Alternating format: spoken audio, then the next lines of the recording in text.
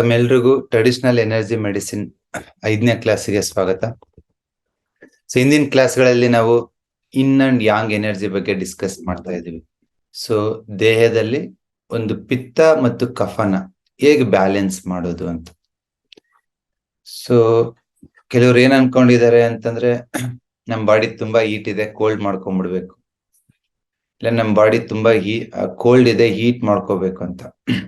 But ಅವೆರಡನ್ನು ಸಮ ಪ್ರಮಾಣದಲ್ಲಿ ಇದ್ರೆ ಮಾತ್ರ ನಮ್ಮ ದೇಹ ಚೆನ್ನಾಗಿ ಚಟುವಟಿಕೆಯಿಂದ ಎನರ್ಜಿಯಿಂದ ಕೂಡಿರುತ್ತೆ. ಅದಕ್ಕೆ ಸುಮಾರು ಎಕ್ಸಾಂಪಲ್ಸ್ ನೋಡಿದ್ವಿ ನಾವು. ಫಾರ್ ಎಕ್ಸಾಂಪಲ್, ಹೀಟ್ ಜಾಸ್ತಿ ಆದ್ರೆ ಏನಾಗುತ್ತೆ, ನಮ್ಮ ದೇಹದಲ್ಲಿ ಪೋಷಣೆ ಕಡಿಮೆ ಆಗುತ್ತೆ, ನರಿಶ್ಮೆಂಟ್ ಸಿಗಲ್ಲ, ಬ್ಲಡ್ ಕಮ್ಮಿ ಆಗುತ್ತೆ, ಮಸಲ್ಸ್ ಕಡಿಮೆ ಆಗುತ್ತೆ, ಬೋನ್ ಡೆನ್ಸಿಟಿ ಲೋ ಆಗುತ್ತೆ, ಏರ್ ಫಾಲ್ ಆಗುತ್ತೆ, ಸ್ಕಿನ್ ಡ್ರೈ ಆಗುತ್ತೆ. ಯಾವುದೇ ಒಂದು ಅಂಗಕ್ಕೆ ಪೋಷಣೆ ಸಿಗಲ್ಲ. ಯಾವಾಗ ಪೋಷಣೆ ಸಿಗಲ್ಲ, ದೇಹದಲ್ಲಿ ಹೀಟ್ ಜಾಸ್ತಿ ಆಗಿ ಆ ಒಂದು ನರಿಶ್ಮೆಂಟ್ ಕಡಿಮೆ ಆಗಿದೆ ಅಂತ. ಅದೇ ತರ ನಾವು ಕೋಲ್ಡ್ ಇದೀವಿ, ತುಂಬಾ ಹೀಟ್ ಮಾಡ್ಕೋತೀವಿ ಅಂದ್ರೆ ನರಿಶ್ಮೆಂಟ್ ಕಮ್ಮಿ ಆಗುತ್ತೆ. ಅದೇ ಹೀಟ್ ಅಲ್ಲಿ ಇದೀವಿ, ತುಂಬಾ ಕೋಲ್ಡ್ ಮಾಡ್ಕೊಂಡ್ರೆ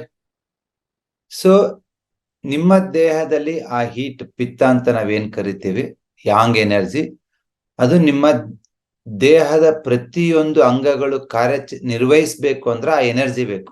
ಹಾರ್ಟ್ ಬಡ್ಕೋಬೇಕು, ಲಿವರ್ ಡಿಟಾಕ್ಸಿಫೈ ಮಾಡ್ಬೇಕು, ಸ್ಟಮಕ್ ಫುಡ್ ಡೈಜೆಷನ್ ಮಾಡ್ಬೇಕು ಅಂದ್ರೆ ಪ್ರತಿಯೊಂದು ಆರ್ಗನ್ಸ್ ಬಿಸಿಯಾಗಿರ್ಬೇಕು. ಬಿಸಿ ಇದ್ರೆ ಜೀವ, ತಣ್ಣಗಾಗಿದೆ ಅಂದ್ರೆ ನಿರ್ಜೀವ. ಹಾಗಾಗಿ ನೀವು ನಿಮ್ಮ ದೇಹದ ಪ್ರತಿ ಅಂಗನ ಬಿಸಿಯಾಗಿ ಇಟ್ಕೊಳ್ಳೋದು ತುಂಬಾ ಇಂಪಾರ್ಟೆಂಟ್. ಯಾವಾಗ ಯಾವುದಾದ್ರೂ ಒಂದು ಅಂಗಕ್ಕೆ ಕೋಲ್ಡ್ ಆಯ್ತು ಅಂದ್ರೆ ಆ ಅಂಗಕ್ಕೆ ರಕ್ತ ಪರಿಚಲನೆ ಆಗಲ್ಲ. ಸುಮಾರು ಜನ ಕೇಳಿರ್ಬೋದು, ಪ್ರತಿ ಮನೆಯಲ್ಲಿ ಇವಾಗ ಡಯಾಬಿಟಿಕ್ ಪೇಷಂಟ್ಸ್ ಇದ್ದಾರೆ. ಡಯಾಬಿಟಿಕ್ ಪೇಷಂಟ್ಸ್ ಮೊದಲನೇ ಸಿಂಪ್ಟಮ್ಸ್ ಏನಪ್ಪಾ ಅಂತಂದ್ರೆ ಅಂಗಾಲು ಉರಿ, ಫುಟ್ ನಮ್ನೆಸ್. ಡಾಕ್ಟರ್ಸ್ ತುಂಬಾ ಬ್ಯೂಟಿಫುಲ್ ಹೆಸರು ಕೊಡ್ತಾರೆ, ಡಯಾಬಿಟಿಕ್ ನ್ಯೂರೋಪತಿ ಅಂತೇಳಿ. ಅಂಗಾಲ್ ಜೋಮ್ ಹಿಡಿತೈತೆ, ಸ್ಪರ್ಶ ಜ್ಞಾನ ಇಲ್ಲ, ಚಿವುಟಿದ್ರು ಗೊತ್ತಾಗಲ್ಲಪ್ಪ ಅದಕ್ಕೆ ಅಂತ. ಯಾಕಂಗಾಯ್ತು? ಸುಮಾರು ಜನ ಆ ಸಾಕ್ಸ್ ಹಾಕೊಂಡಿವಿ, ಈ ಸಾಕ್ಸ್ ಹಾಕೊಂಡಿವಿ, ಏನ್ ಮಾಡಿದ್ರು ಸರಿ ಹೋಗಲ್ಲ. ಬಟ್ ಈ TDM ಕೋರ್ಸ್ ಕಲ್ತಿರೋ ಸುಮಾರು ನಮ್ ಸ್ಟೂಡೆಂಟ್ಸ್, ಅವ್ರಿಗೆ ಗೊತ್ತು ಏನ್ ಮಾಡ್ಬೇಕಂತ. 2-3 ವಾರ ಇಲ್ಲ 4-5 ವಾರದಲ್ಲಿ ರೆಡಿ ಮಾಡ್ತಾರೆ. ಹೇಗೆ ಅಂತಂದ್ರೆ, 2 ಕೈ ಕಾಲುಗಳು ಅಂತ ನಾವೇನ್ ಕರಿತೀವಿ, ಲಿಮ್ಸ್ ಅಂತ, ಆ ಕೈ ಕಾಲುಗಳಿಗೆ ರಕ್ತ ಪರಿಚಲನೆ ಮತ್ತು ಆ ಬಿಸಿನ ಕೊಂಡೊಯ್ಯೋದು ಯಾವ ಆರ್ಗನ್ ಅಂದ್ರೆ ಸ್ಪ್ಲೀನ್, ಗುಲ್ಮ ಅಂತ ಇಲ್ಲಿ ಬರುತ್ತೆ. ತುಂಬಾ ಜನಕ್ಕೆ ಆರ್ಗನ್ ಬಗ್ಗೆ ಅಷ್ಟು ಅವಗಾಹನೆ ಇಲ್ಲ. ನೀವು ಕುರಿ ಕೊಯ್ಬೇಕಾದ್ರೆ ಒಂದು ಡಾರ್ಕ್ ಬ್ರೌನ್ ಕಲರ್ ಅಲ್ಲಿ ಇರುತ್ತೆ ಸ್ಪ್ಲೀನ್. ಆ ಒಂದು ಅಂಗ, ಅದ್ರದ್ದು ಕೆಲಸ 2. ಒಂದು, ದೇಹದಲ್ಲಿ ರಕ್ತನ ಹುಟ್ಟಾಕೋದು, ಯಾವ್ದಾದ್ರು ಏಜ್ ಆಗಿರೋ ಸೆಲ್ಸ್ ನ ಡಿಟೆಕ್ಟ್ ಮಾಡಿ ಅದನ್ನ ಕಿಲ್ ಮಾಡೋದು, ಪ್ಲಸ್ ನಿಮ್ಮ ಕೈ ಕಾಲುಗಳಿಗೆ ಶಕ್ತಿನ ತುಂಬೋದು, ಅದ್ರ ಕೆಲಸ. ಸ್ಪ್ಲೀನ್ ಅಂದ್ರೆ ತುಂಬಾ ಜನಕ್ಕೆ ಅರ್ಥ ಆಗಿಲ್ಲ ಅಂತಂದ್ರೆ ಇನ್ನೊಂದು ವರ್ಡ್ ಹೇಳ್ತೀನಿ, ಪ್ಯಾಂಕ್ರಿಯಸ್. ಪ್ಯಾಂಕ್ರಿಯಸ್ ಅನ್ನೋದು ಎಂಡೋಕ್ರೈನ್ ಗ್ಲ್ಯಾಂಡ್. ನಮ್ ದೇಹದಲ್ಲಿ 7 ಎಂಡೋಕ್ರೈನ್ ಗ್ಲ್ಯಾಂಡ್ ಇದಾವಲ್ಲ, ಅದನ್ನ ವೈಟಲ್ ಆರ್ಗನ್ ಸ್ಥಾನನ ಕೊಡಲ್ಲ ನಾವು, according to Ayurveda and traditional Chinese medicine. Endocrine glands ಅಂದ್ರೆ ಮ್ಯಾನೇಜರ್ಸ್ ಇದ್ದಂಗೆ, ಅವ್ರ ಓನರ್ ಏನ್ ಹೇಳ್ತಾರೆ ಆ ಕೆಲಸ ಮಾಡ್ತಾರೆ. ಫಾರ್ ಎಕ್ಸಾಂಪಲ್, ನಿಮ್ ಥೈರಾಯ್ಡ್ ಯಾರ್ ಮಾತು ಕೇಳುತ್ತೆ ಅಂತಂದ್ರೆ ಹಾರ್ಟ್ ಹೇಳಿದ ಮಾತು ಕೇಳುತ್ತೆ, ಥೈಮಸ್ ಲಂಗ್ಸ್, ನಿಮ್ ಓವರೀಸ್ ಕಿಡ್ನಿ ಎಷ್ಟು ಚೆನ್ನಾಗಿರುತ್ತೋ ನಿಮ್ ಓವರೀಸ್ ಅಂಡ್ ಡ್ಯೂಟರಸ್ ಅಷ್ಟು ಚೆನ್ನಾಗಿ ಕೆಲಸ ಮಾಡುತ್ತೆ. ಎಲ್ಲಾ ಎಂಡೋಕ್ರೈನ್ ಗ್ಲ್ಯಾಂಡ್ಸ್ ಮ್ಯಾನೇಜರ್ಸ್ ಇದ್ದಂಗೆ, ಹೇಳಿದ ಕೆಲಸ ಮಾಡೋರು. ಅದೇ ತರ ಪ್ಯಾಂಕ್ರಿಯಸ್ ಎಂಡೋಕ್ರೈನ್ ಗ್ಲ್ಯಾಂಡ್, ಸ್ಪ್ಲೀನ್ ಹೇಳಿದ್ದನ್ನ ಮಾಡುತ್ತೆ. ಸ್ಪ್ಲೀನ್ ಅದಕ್ಕೆ ನಾವು ಮದರ್ ಆಫ್ ಪ್ಯಾಂಕ್ರಿಯಸ್ ಅಂತ ಕರಿತೀವಿ. ನಿನ್ ಸ್ಪ್ಲೀನ್ ಹೆಂಗಿದೆ ಅಂತ ನಾನು ನಿಮ್ ಮುಖ ನೋಡಲ್ಲ, ತುಂಬಾ ಸತಿ ಮುಖ ನೋಡಿದ್ರು ಸ್ಪ್ಲೀನ್ ಗೊತ್ತಾಗ್ಬಿಡುತ್ತೆ. ಒಂಥರ ಬಿಳಿಚ್ಕೊಂಡಿದೆ, ಒಂದು ವೈಟ್ ಪ್ಯಾಚಸ್ ಆಗಿದೆ, ಮುಖದಲ್ಲಿ ಗೆಲುವಿಲ್ಲ ಅಂದ್ರೆ ಸ್ಪ್ಲೀನ್ ಡೌನ್ ಆಗಿದೆ ಅಂತ. ಇನ್ನೊಂದ್ ಏನ್ ನೋಡ್ಬೇಕು ಅಂದ್ರೆ ಕೈ ಕಾಲುಗಳು ನೋಡ್ಬೇಕು. ನಿಮ್ಮ ಸ್ಪ್ಲೀನ್ ವಾರ್ಮ್ ಆಗಿ ಚೆನ್ನಾಗಿ ಕೆಲಸ ಮಾಡ್ತಿದೆ ಅಂದ್ರಿಗಿನಾಗಿ ನಿನ್ ಕೈ ಕಾಲುಗಳು ಕಂಬದ ತರ ಇರ್ತಾವ, ಸ್ಟ್ರಾಂಗ್ ಆಗಿ. ನಿಮ್ ಸ್ಪ್ಲೀನ್ ವೀಕ್ ಆಗಿದೆ ಅಂದ್ರೆ ಕೈಕಾಲು ಸಣ್ಣ, ಹೊಟ್ಟೆ ಡುಮ್ಮ. ಸುಮಾರು ಮಕ್ಕಳು ನೋಡಿರ್ತೀರ, ಸ್ಪ್ಲೀನ್ ವೀಕ್ನೆಸ್ ಇದ್ರೆ, ಸ್ಪ್ಲೀನ್ ಅಂಡ್ ಸ್ಟಮಕ್ ಅವೆರಡು ಮೆರಿಡಿಯನ್ ವೀಕ್ ಇದ್ದಾವಂದ್ರೆ ಕೈ ಕಾಲುಗಳು ದಪ್ಪ ಇರಲ್ಲ. ಯಾವುದೇ ಡಯಾಬಿಟಿಕ್ ಪೇಷಂಟ್ ನೋಡಿ, ಒಂದ್ 5-6 ವರ್ಷ ಆಗಿದೆ, 8-10 ವರ್ಷ ಆಗಿದೆ ಡಯಾಬಿಟಿಸ್ ಬಂದು ಅಂತಂದ್ರೆ ಹೊಟ್ಟೆ ಏನ್ ಕರಗಿರಲ್ಲ, ಬಟ್ ಕೈ ಕಾಲುಗಳು ಸಣ್ಣ ಆಗಿರ್ತವೆ. ಯಾಕೆ ಹೇಳಿ? ಆ ಕೈ ಕಾಲುಗಳಿಗೆ ಆ ನರಿಶ್ಮೆಂಟ್ ಸಿಗ್ತಾ ಇಲ್ಲ. ಯಾಕಂದ್ರೆ ಸ್ಪ್ಲೀನ್ ಅಲ್ಲಿ ಇನ್ ಎನರ್ಜಿ ಕಡಿಮೆ ಇರುತ್ತೆ. ಅದೇ ತರ ಡಯಾಬಿಟಿಕ್ ನ್ಯೂರೋಪತಿ ಯಾಕಾಗುತ್ತೆ ಅಂತಂದ್ರೆ ಆ ಸ್ಪ್ಲೀನ್ ಅಲ್ಲಿ ಯಾಂಗ್ ಎನರ್ಜಿನೂ ಇಲ್ಲ. ಹಾಗಾಗಿ ಅವ್ರಿಗೆ ಆ ಸ್ಪರ್ಶ ಜ್ಞಾನ ಇಲ್ಲದೆ ಇರೋದು, ಕೈ ಕಾಲು ಜೋಮ್ ತುಂಬೋದು, ಪ್ಲಸ್ ಆ ಒಂದು ಕೈ ಕಾಲಲ್ಲಿ ಬರ್ನಿಂಗ್ ಸೆನ್ಸೇಷನ್ ಆಗುತ್ತೆ. ಸುಮಾರು ಜನ ಅನ್ಕೊಂಡ್ಬಿಡ್ತಾರ, ಓ ಕೈ ಕಾಲು ಉರಿತೈತಂದ್ರ ಉರಿಯುತ್ತಂದ್ರೆ ಯಾಂಗ್ ಎನರ್ಜಿ ಅಂತ. ಇಲ್ಲ, ಉರಿತೈತಂದ್ರೆ ಯಾಕೆ ಉರಿತಾ ಇದೆ ಅಂದ್ರೆ ಅಲ್ಲಿ ಸರ್ಕ್ಯುಲೇಷನ್ ಆಗ್ತಾ ಇಲ್ಲ, ಅದಕ್ಕೆ ಉರಿತಾ ಇದೆ. ನ್ಯೂಟ್ರಿಯೆಂಟ್ ಸಿಗ್ತಾ ಇಲ್ಲ. ಅವಾಗ ಏನ್ ಮಾಡ್ಬೇಕು? ನಿಮ್ಮ ದೇಹದ ಬಿಸಿ ಇನ್ಕ್ರೀಸ್ ಮಾಡ್ಬೇಕು, ಎಸ್ಪೆಷಲಿ ಎಲ್ಲಿ ಅಂದ್ರೆ ಸ್ಪ್ಲೀನ್ ಅಲ್ಲಿ. ಸೊ ಸ್ಪ್ಲೀನ್ ಅಲ್ಲಿ ಬಿಸಿನ ಇನ್ಕ್ರೀಸ್ ಮಾಡಿದ್ರೆ ನಿಮ್ಗೆ ಕೈಕಾಲು ಉರಿ ಕಡಿಮೆ ಆಗುತ್ತೆ. ಈ ಎಕ್ಸಾಂಪಲ್ ನಾನು ಯಾಕೆ ಕೊಟ್ಟೆ ಅಂತಂದ್ರೆ, ಇವಾಗ ಎಲ್ಲರೂ ಸರ್ವೇ ಸಾಮಾನ್ಯವಾಗಿ ನೋಡ್ತಕ್ಕಂಥ ಕಾಯಿಲೆ ಡಯಾಬಿಟಿಸ್ ಅಂತ ತಗೊಂಡ್ರು ಅಲ್ಲಿನೂ 2 ಎನರ್ಜಿ ಬೇಕು, ಇನ್ ಬೇಕು, ಯಾಂಗ್ ಬೇಕು. ಹಾಗಾಗಿ ಸುಮಾರು ಜನ ಯಾವುದೋ ಒಂದು ಕಾಯಿಲೆಯಿಂದ ನರಳ್ತಾ ಇದ್ರೆ ಅವ್ರಿಗೆ ಕೋಲ್ಡ್ ಜಾಸ್ತಿ ಆಗಿರ್ಬೋದು, ಇಲ್ಲ ಹೀಟ್ ಜಾಸ್ತಿ ಆಗಿರ್ಬೋದು. ಹಂಗಂತೇಳಿ ಒಂದನ್ನೇ ಕಡಿಮೆ ಮಾಡಬಾರ್ದು. ಯಾರೋ ಮೊನ್ನೆ ಪೇಷಂಟ್ ಹೇಳ್ತಾ ಇದ್ರು, ದಿನ 3 ಹೊತ್ತು ಮಜ್ಜಿಗೆ ಕುಡಿತೀನಿ ಸರ್. ಯಾಕಪ್ಪ ಅಂತ. ಇಲ್ಲ ಸರ್, ಒಂದ್ 8-10 ವರ್ಷದ ಕೆಳಗೆ ಪೈಲ್ಸ್ ಆಗಿತ್ತು, ಅವಾಗಿಂದ ನಾನು ದಿನ 3 ಸತಿ ಮಜ್ಜಿಗೆ ಕುಡಿತೀನಿ ಸರ್. ಪೈಲ್ಸ್ ಯಾವಾಗೋ ಹೋಗಿರ್ತತೆ, ಅದು ಆ ಮಜ್ಜಿಗೆ ಕುಡಿದು ಕುಡಿದು ಕುಡಿದು ಡ್ಯಾಮ್ನೆಸ್ ಕ್ರಿಯೇಟ್ ಆಗುತ್ತೆ, ಕೋಲ್ಡ್ ಕ್ರಿಯೇಟ್ ಆಗ್ಬಿಟ್ಟಿರ್ತತೆ ಬಾಡಿನಲ್ಲಿ. ಅದರಿಂದ ಇನ್ನೂ ಗಂಭೀರವಾದ ಕಾಯಿಲೆಗಳು ಬರುತ್ತೆ. ಹಾಗಾಗಿ ನೀವು ಯಾವುದೇ ಒಂದು ಆಹಾರಕ್ಕೆ ಸ್ಟಿಕ್ ಆಗ್ಬಾರ್ದು. ನಾನು ಹಿಂದಿನ 2 ಕ್ಲಾಸಲ್ಲಿ ಡಿಟೇಲ್ ಆಗಿ ಎಕ್ಸ್ಪ್ಲೇನ್ ಮಾಡಿದ್ದೀನಿ, ಇನ್ ಅಂದ್ರೇನು, ಯಾಂಗ್ ಅಂದ್ರೇನು. ಬಟ್ ಆ 2 ಎನರ್ಜಿ ಋತುಮಾನಕ್ಕೆ ಅನುಗುಣವಾಗಿ ವ್ಯತ್ಯಾಸ ಆಗ್ತಾ ಇರುತ್ತೆ. ಫಾರ್ ಎಕ್ಸಾಂಪಲ್, ಇವತ್ತು ಚಳಿಗಾಲ ಸ್ಟಾರ್ಟ್ ಆಗ್ತಾ ಇದೆ. ದಟ್ ಮೀನ್ಸ್ ಏನು? ವಾತಾವರಣದಲ್ಲಿ ಚಳಿ ಆಗ್ತಾ ಇದೆ ಅಂದ್ರೆ ನಿಮ್ ಬಾಡಿನಲ್ಲಿ ಸ್ವಲ್ಪ ಕೋಲ್ಡ್ ಬರ್ತಾ ಹೋಗುತ್ತೆ. ಸೊ ಡಿಸೆಂಬರ್, ಜನವರಿ, ಫೆಬ್ರವರಿ ಈ 3 ತಿಂಗಳು ನೀವು ಬಿಸಿಯಾದ ಆಹಾರನ ತಿನ್ಬೋದು.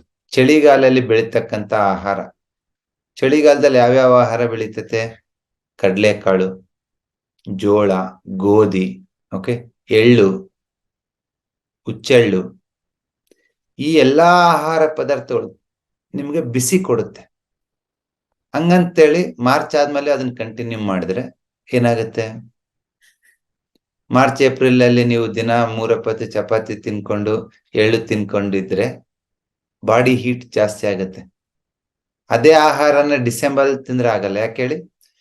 ನಿಮ್ಮ ದೇಹದಲ್ಲೂ ಇನ್ನಿರುತ್ತೆ, ನೇಚರಲ್ಲೂ ಇನ್ನಿರುತ್ತೆ. ಅದಕ್ಕೆ ಆಪೋಸಿಟ್ ಫುಡ್ ಕೊಡ್ತೀವಿ ನಾವು. ಸಂಕ್ರಾಂತಿಯಲ್ಲಿ ಎಳ್ಳು ಬೆಲ್ಲ ತಿನ್ನೋದು, ಆತರ ಬಿಸಿಯಾದ ಬಿಸಿ ಮಾಡತಕ್ಕಂಥ ಪದಾರ್ಥಗಳನ್ನ ಕೊಡ್ತೀವಿ. ಅದಕ್ಕೆ ಚಳಿಗಾಲದಲ್ಲಿ ಆದಷ್ಟು ನೀವು ಮಟನ್ ತಿನ್ನೋದನ್ನ ಕಮ್ಮಿ ಮಾಡಿ ಚಿಕನ್ ರಿಪ್ಲೇಸ್ ಮಾಡ್ಬೋದು. ಇಲ್ಲ ನಾನು ಮಟನ್ನೇ ತಿನ್ನೋದು ಅಂದ್ರೆ ಮಟನ್ ತಿನ್ನೋದ್ರ ಜೊತೆ 1-2 ಪೀಸ್ ಚಿಕನ್ನೋ ಇಲ್ಲ 1 ಮೊಟ್ಟೆನೋ ತಿನ್ನಿ.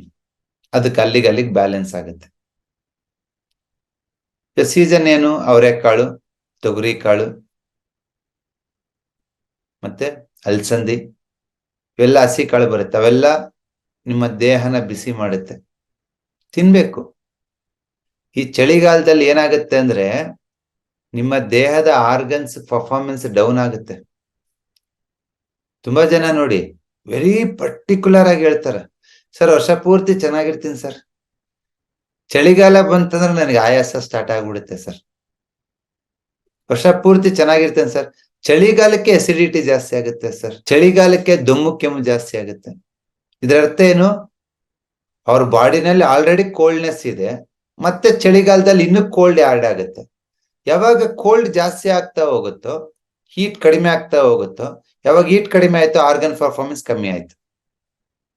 ಉಸಿರಾಟ ಆಡಲ್ಲ, ಆಯಾಸ, ಡೈಜೆಷನ್ ಆಗಲ್ಲ, ಇನ್ನೊಂದು ಕಾಯಿಲೆ. ಅದಕ್ಕೋಸ್ಕರ ನೀವು ಅದನ್ನ ಓವರ್ಕಮ್ ಮಾಡ್ಬೇಕು ಅಂದ್ರೆ ಚಳಿಗಾಲದಲ್ಲಿ ಬಿಸಿಯಾದ ಆಹಾರನ, ಪಿತ್ತಕಾರಕ ಆಹಾರಗಳನ್ನ ನೀವು ತಗೋಬೇಕು. ನೀವು ತಗೋಬೇಕಂತ ಅದನ್ನ ಆಚರಣೆಗೆ ತಂದ್ರು ನಮ್ಮ ಹಿರಿಯರು. ಎಳ್ಳು ಬೆಲ್ಲ ತಿನ್ನೋದು. ನಮ್ ಕಡೆ ಬಳ್ಳಾರಿ ರಾಯಚೂರ್ ಕಡೆ ಈ ಸಂಕ್ರಾಂತಿಗೆ ಸಜ್ಜೆ ರೊಟ್ಟಿ ಎಣ್ಣೆ ಬದನೆಕಾಯಿ ಮಾಡ್ತಾರೆ. ಸಜ್ಜೆ ಒಳ್ಳೆ ಯಾಂಗ್ ಎನರ್ಜಿ ಕೊಡುತ್ತೆ ನಿಮ್ ದೇಹಕ್ಕೆ. ಬದನೆಕಾಯಿನೂ ಯಾಂಗ್ ಎನರ್ಜಿ. ಅದೇ ಸಜ್ಜೆ ರೊಟ್ಟಿ ಬದನೆಕಾಯಿನ ನೀವು 1-2 ದಿನ ಏಪ್ರಿಲ್ ಅಲ್ಲಿ ತಿನ್ ನೋಡಿ, ಹಿಂದೆ ಮುಂದೆ ಎಲ್ಲಾ ಕಡೆ ಉರಿತೈತೆ.